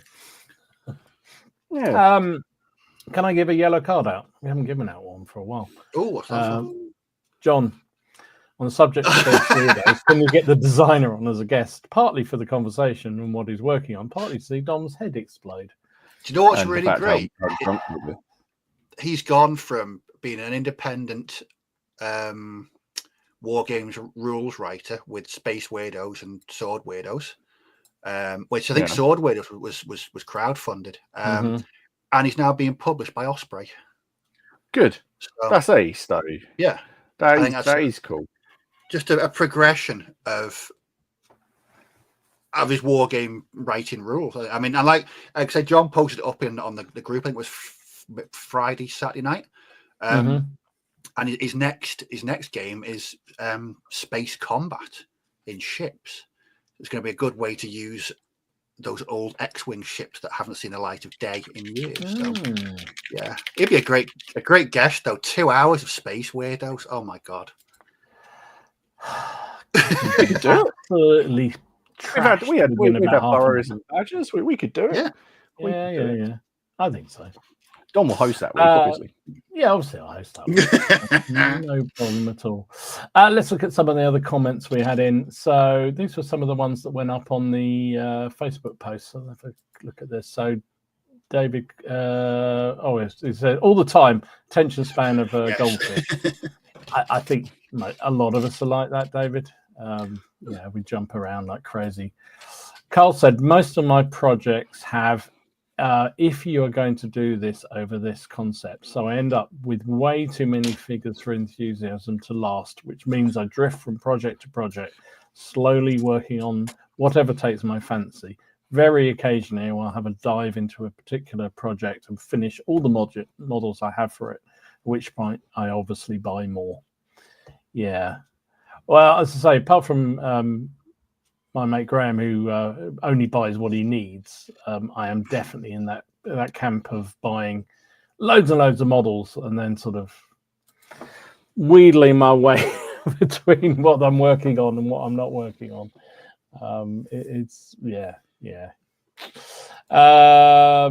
Steve says, when it stops being fun, sometimes it takes one different mini and I go back, sometimes longer.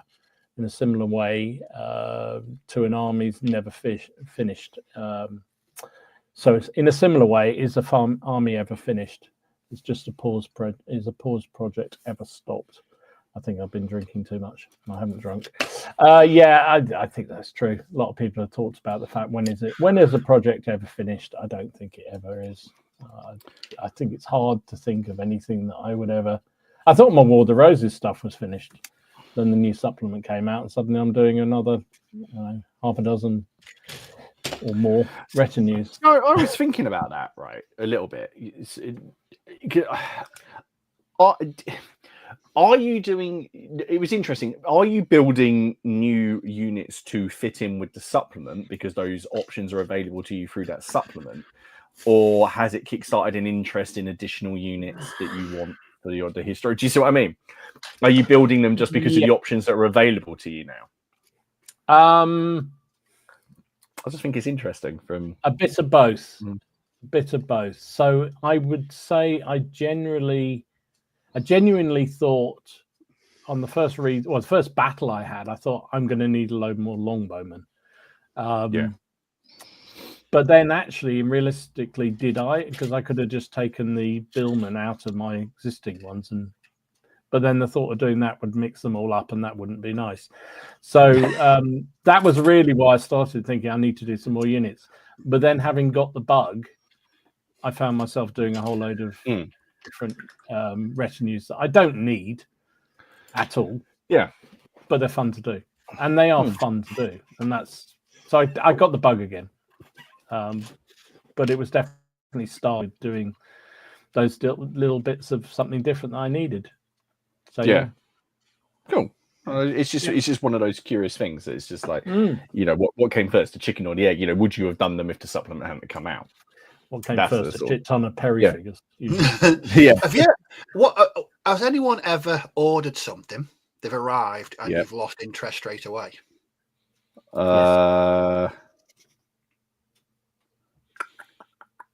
trying to think what it was, but it definitely has happened. It has happened. I've backed Kickstarters and then lost interest and they've turned up. Yes.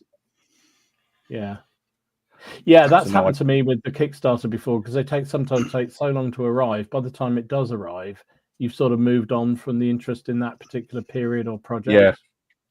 So that's definitely happened. I wouldn't say they're necessarily killed off the project entirely. It just is gone in the store pile for future projects. But that definitely has happened. Definitely.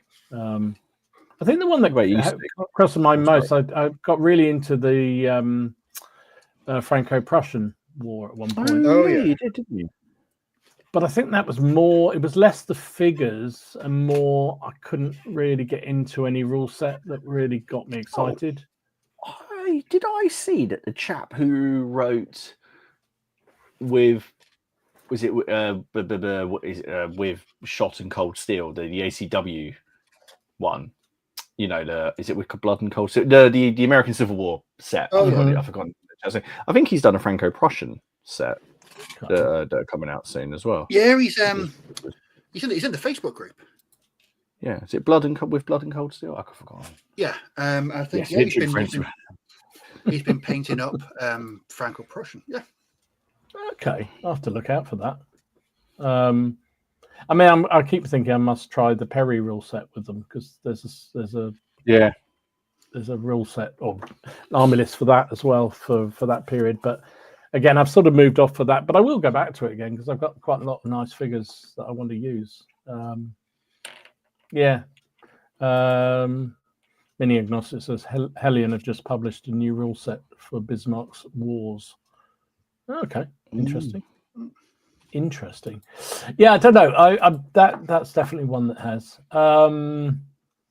Wargamer of Kent says, I try and rotate projects when I can, base them on what upcoming games I have, spend a couple of months painting 3 to 4 units, and then switch to another period or scale to change things up. It's very similar story for me, mate. Absolutely very similar story. And so I think we get a lot of comments. Get a lot of comments from people saying, "How do you keep your motivation going? I've lost my mojo. How do I get it back?" And I do think variety is absolutely a godsend for that. Absolute godsend for that.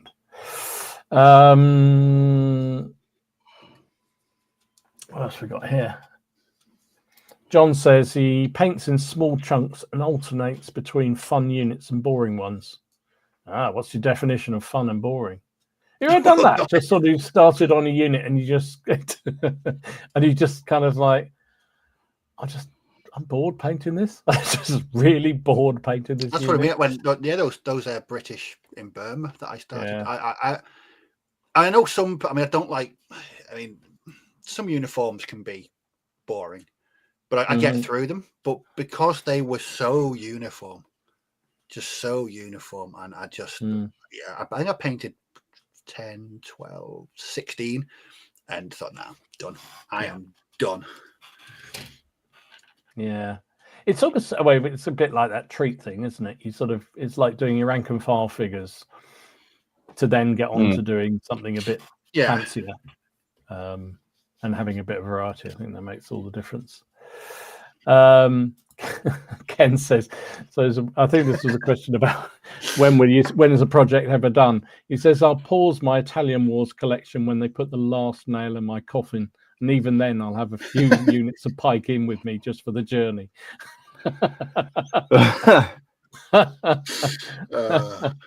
Love it. Gary says, I wanted a 28mm ECW army for years. Last winter, I painted 2 battalions, then realized the space needed for storing units with pikes poking everywhere was a problem. End of the project.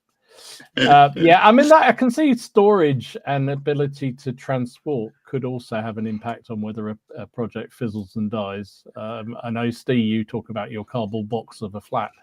Has that ever stopped you with a unit you think, or an army you think, this is just not going to work? Because, I mean, I kind of October, November, so I had a massive tidy up of my hobby and project stuff. So everything's all in neat boxes over there. But I am at the cusp of running out of space completely, and I don't want it overspilling into my living room. My living room's sort of off limits for hobby stuff. But I think space consideration is definitely something you've got to consider when it comes to a new army or a new project. Luckily, most of my bolt action figures or armies can fit in sort of a big Amazon box or a shoe box or something. I think they store it well. But yeah, I mean, Ken's Italian Wars collection would fill this flat 4 times over. It would just it's frightening. It's terrifying. Frightening. Beautiful to look at. 28mm says, whenever I need a break from historicals, I paint Middle Earth for a bit of fun. I've got some of that something different. Yeah, I've got that to do. Forgot about that. It's out of sight at the minute, so I keep forgetting about it. That's the problem. Lynn says, my pause and comeback projects and my 40k armies. I have no interest in playing 40k in the future, or possibly ever again. But I absolutely love the models. They're great. I've got some 40k or 30k or whatever you want to call it on the go. I do intend on playing it actually, and I paint them again. A bit like Boris. I paint them when I fancy doing some different kind of stuff with armor and sorts of grime and that. Steve paints a tank. I'll paint the Space Marine. No, last year when I repainted those Space Marines for one-page rules, so enjoyable. I just enjoyed it. Every last minute of it was just an enjoyable, completely different to what I painted in ages. So yeah, nice. And then finally, Pierre says, after being in the miniatures for something like 30 years, I came to the conclusion that every project is to be painted first for the shelf and then for playing. Interesting. I wish, if I'm honest, most of mine do end up in boxes or on shelves, but my first intention is for playing. That's always my driver, but they don't always see the table as often as they should, because there's only so many hours in a day you can play with them. Yeah, interesting option. All right, shall we do a little bit of viewers' pictures from the week, and then we're probably time, gentlemen, at that point. So, reminder: if you're not a member of the Facebook page, please hit the link down below, and you can find us there on Facebook and join the community. Just have to answer 3 little questions, which is there largely to stop you getting scammed from weird people and proposition from even weirder ladies that seem to want to join the group for some reason. So do that and join us, and we try and show off a few examples of people's work over the last week or so, and some of the projects that people have been up to, because there's so many interesting stuff, and even some of the battles, because they're great to watch and see some of the pictures of those. So can't get to all of them, but we'll just show a few of them off just each week. So we're going to start with this one. Daniels, look at those. Oh, nice. Oh, very nice. Reconquer. I think they're the Reconquer Spanish, aren't they? And he's done them beautifully. Very cool unit there. I like the basing too. Very nice. Cool. Very nice work. Talking about epics, as we were earlier, Jules has been getting very far into his Hail Caesar box by the look of it. There's loads of Romans there. I need to get on with those. Oh, blimey. I really need to get on with those. Yeah, he's been working hard. Kurt, I don't even know, really. Oh, nice. Is that for Kings of War? Look like they're based that way, don't they? Or mind you could use it for Midgard as well. So true. Yeah. True. Nice. Very really cool nice indeed. Mark was showing off some of his Normans. Now these are quite old models. These are foundries. Oh, blimey. Hey, a classic very nice indeed. Classic models, if ever you see them. Very nice indeed. And then Paul was working on his Chinese warlord figures from Cobblestone. Nice. They're lovely. They're really nice. That's another one. Whenever I see sort of a slightly unusual army or period, it just gets the juices going. I don't know why. I can't reaching for books and thinking, oh, I could do that. And then I put it down and say, walk away. Roy has been working on his Confederate officer groups. I love those. Oh, I saw those before. They're lovely. Really nicely done. Yeah. I just love the tones on them. Like the muted, they look, brilliant stuff. Yeah, really impressive. What else we got? Steve. This is Mad Steve. He was in advance of his Chain of Command game, which I mean, if you want anybody to break a rule set that's designed for a small number of figures, and give them to Steve. So Basement 1908, if you're not aware, if you don't follow his channel, you must. So he's been doing, this is his Stormovich. He's done IS 152, I think there's in the corner there. There's a couple of T-34s and just a random 100 or so of Russian infantry for his latest game. Yeah.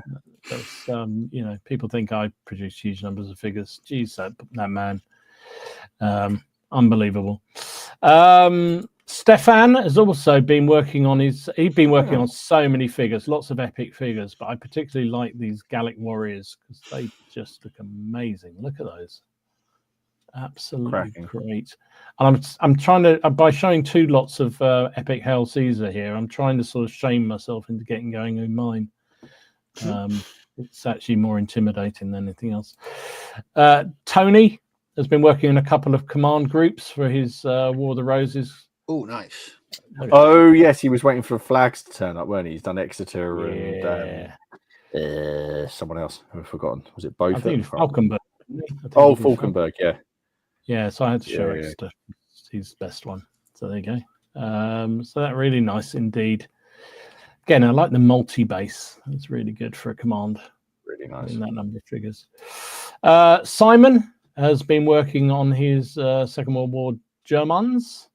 So he'd done actually a metric ton of them by the look of it on his painting table. But these are some of his, was a Jagdpanther, a couple of Stugs by the look of it, and some tank riders on the back of them. So very nice job. Very Simon, nice. well done indeed. And then some more Hail Caesar, because why not? DJ. I like these. Look at them. They're really nice. He's gone your route, I think, Martin, with color coding the Romans, which is kind of clever. Oh, it just kind of works. Just helps. It just helps. Yeah. But yeah, it looks really cool. Really nice. And then this one, moisture alert on this one. This is Rob. Rob showed off all his Austrian figures, and I particularly like these Lancers. I mean, just amazing. Absolutely amazing. So there were loads of Austrians he'd painted up, but those particularly grabbed me. And we mentioned him earlier, the birthday boy, but I thought I'd finish up with the picture he posted. He posted a number of pictures of his Italian Wars game in York at one of the shows this weekend. So that was his little game that he had this weekend. Tiny little warband. Just tiny. That's literally, that table is literally bigger than my kitchen. That is ace. So there you go. There's Yorkshire and in his natural environment. So there you go. Why did you sound like a pirate? Well, Yorkshire Pirates goes together, doesn't it? I don't know. Anyway, we are nearly time. So thank you once again, everybody, for joining us tonight. And thank you once again, those catching us on the catch up. Remember to pop over to Boards and Swords and buy your what are they buying, Martin? They're buying anything they bloody well like, but Guards of Traitor's Toll is on pre-order, and I know that there was some interest from the group, so go over there and use PCP5 for an additional 5%. You got the code. We got you the code. Go and use it. There you go. Awesome. Next week we are on Young. Yes, me. No, young Martin. Young Martin. There we go. So next week. So we've done quite a bit of historical things in chatting about President, but I thought stick with me, we're not going to lose everyone. I thought we should have a little bit of a look at fantasy, and it's not just it won't be just a sort of a romp through 40k and Warhammer Fantasy, but Dom is going to give us his opinion, and it's just simply how do you like your fantasy? Because I've just been curious with Midgard getting released with this idea of heroic combat, and even the Arthurian stuff is fairly fantasy based, and Saga is absolutely fantasy and not historical. How do you like your fantasy? How do you like that? Do you like low fantasy settings? Do you like high fantasy with the dragons and the elves and lightning bolts coming out of people's fingers and anywhere else? Or do you like it with a touch of whimsy, and we're looking at like Moonstone and maybe this Guards of Traitor's Toll? What is your fantasy fix? Do you like it how I imagine Dom does, which is essentially the fantastical thing about it is the shield is a different it's got something or do you like it with with an ogre using, I don't know, I'd like to say someone as a bagpipe, and I don't really know why I said that, but yeah, we'll just see. But and then we're away the week after that. We just realized none of us are around that week, so sorry. So the 24th we're back with me. That'll probably be the week Ken's around. He'll come on and he'll go, what the hell's going on? There's nobody here. And then the final week we've got Steve, who's going to be doing, what are you doing, Steve? So there's another suggestion from Stu. So an evil gnome has crept into your hobby collection and completely Ken. And has either completely, if Ken, it'd be going on eBay, but no, the evil gnome has dismantled your favorite army. Your favorite army's been reduced to its component atoms and no longer exists. How do you go back and rebuild it? Nice. So there you go. That's your schedule for February. But thank you very much once again for joining us, as you always do on a Monday night. We're really grateful of that. Otherwise, it would just be the three of us talking even more rubbish on our own. So it'd be a real shame. So have a really good week, everybody. And we will see you next week on Martin's channel. And stay safe, stay well, and enjoy your hobbying. See you soon. Take care. Bye-bye, everybody.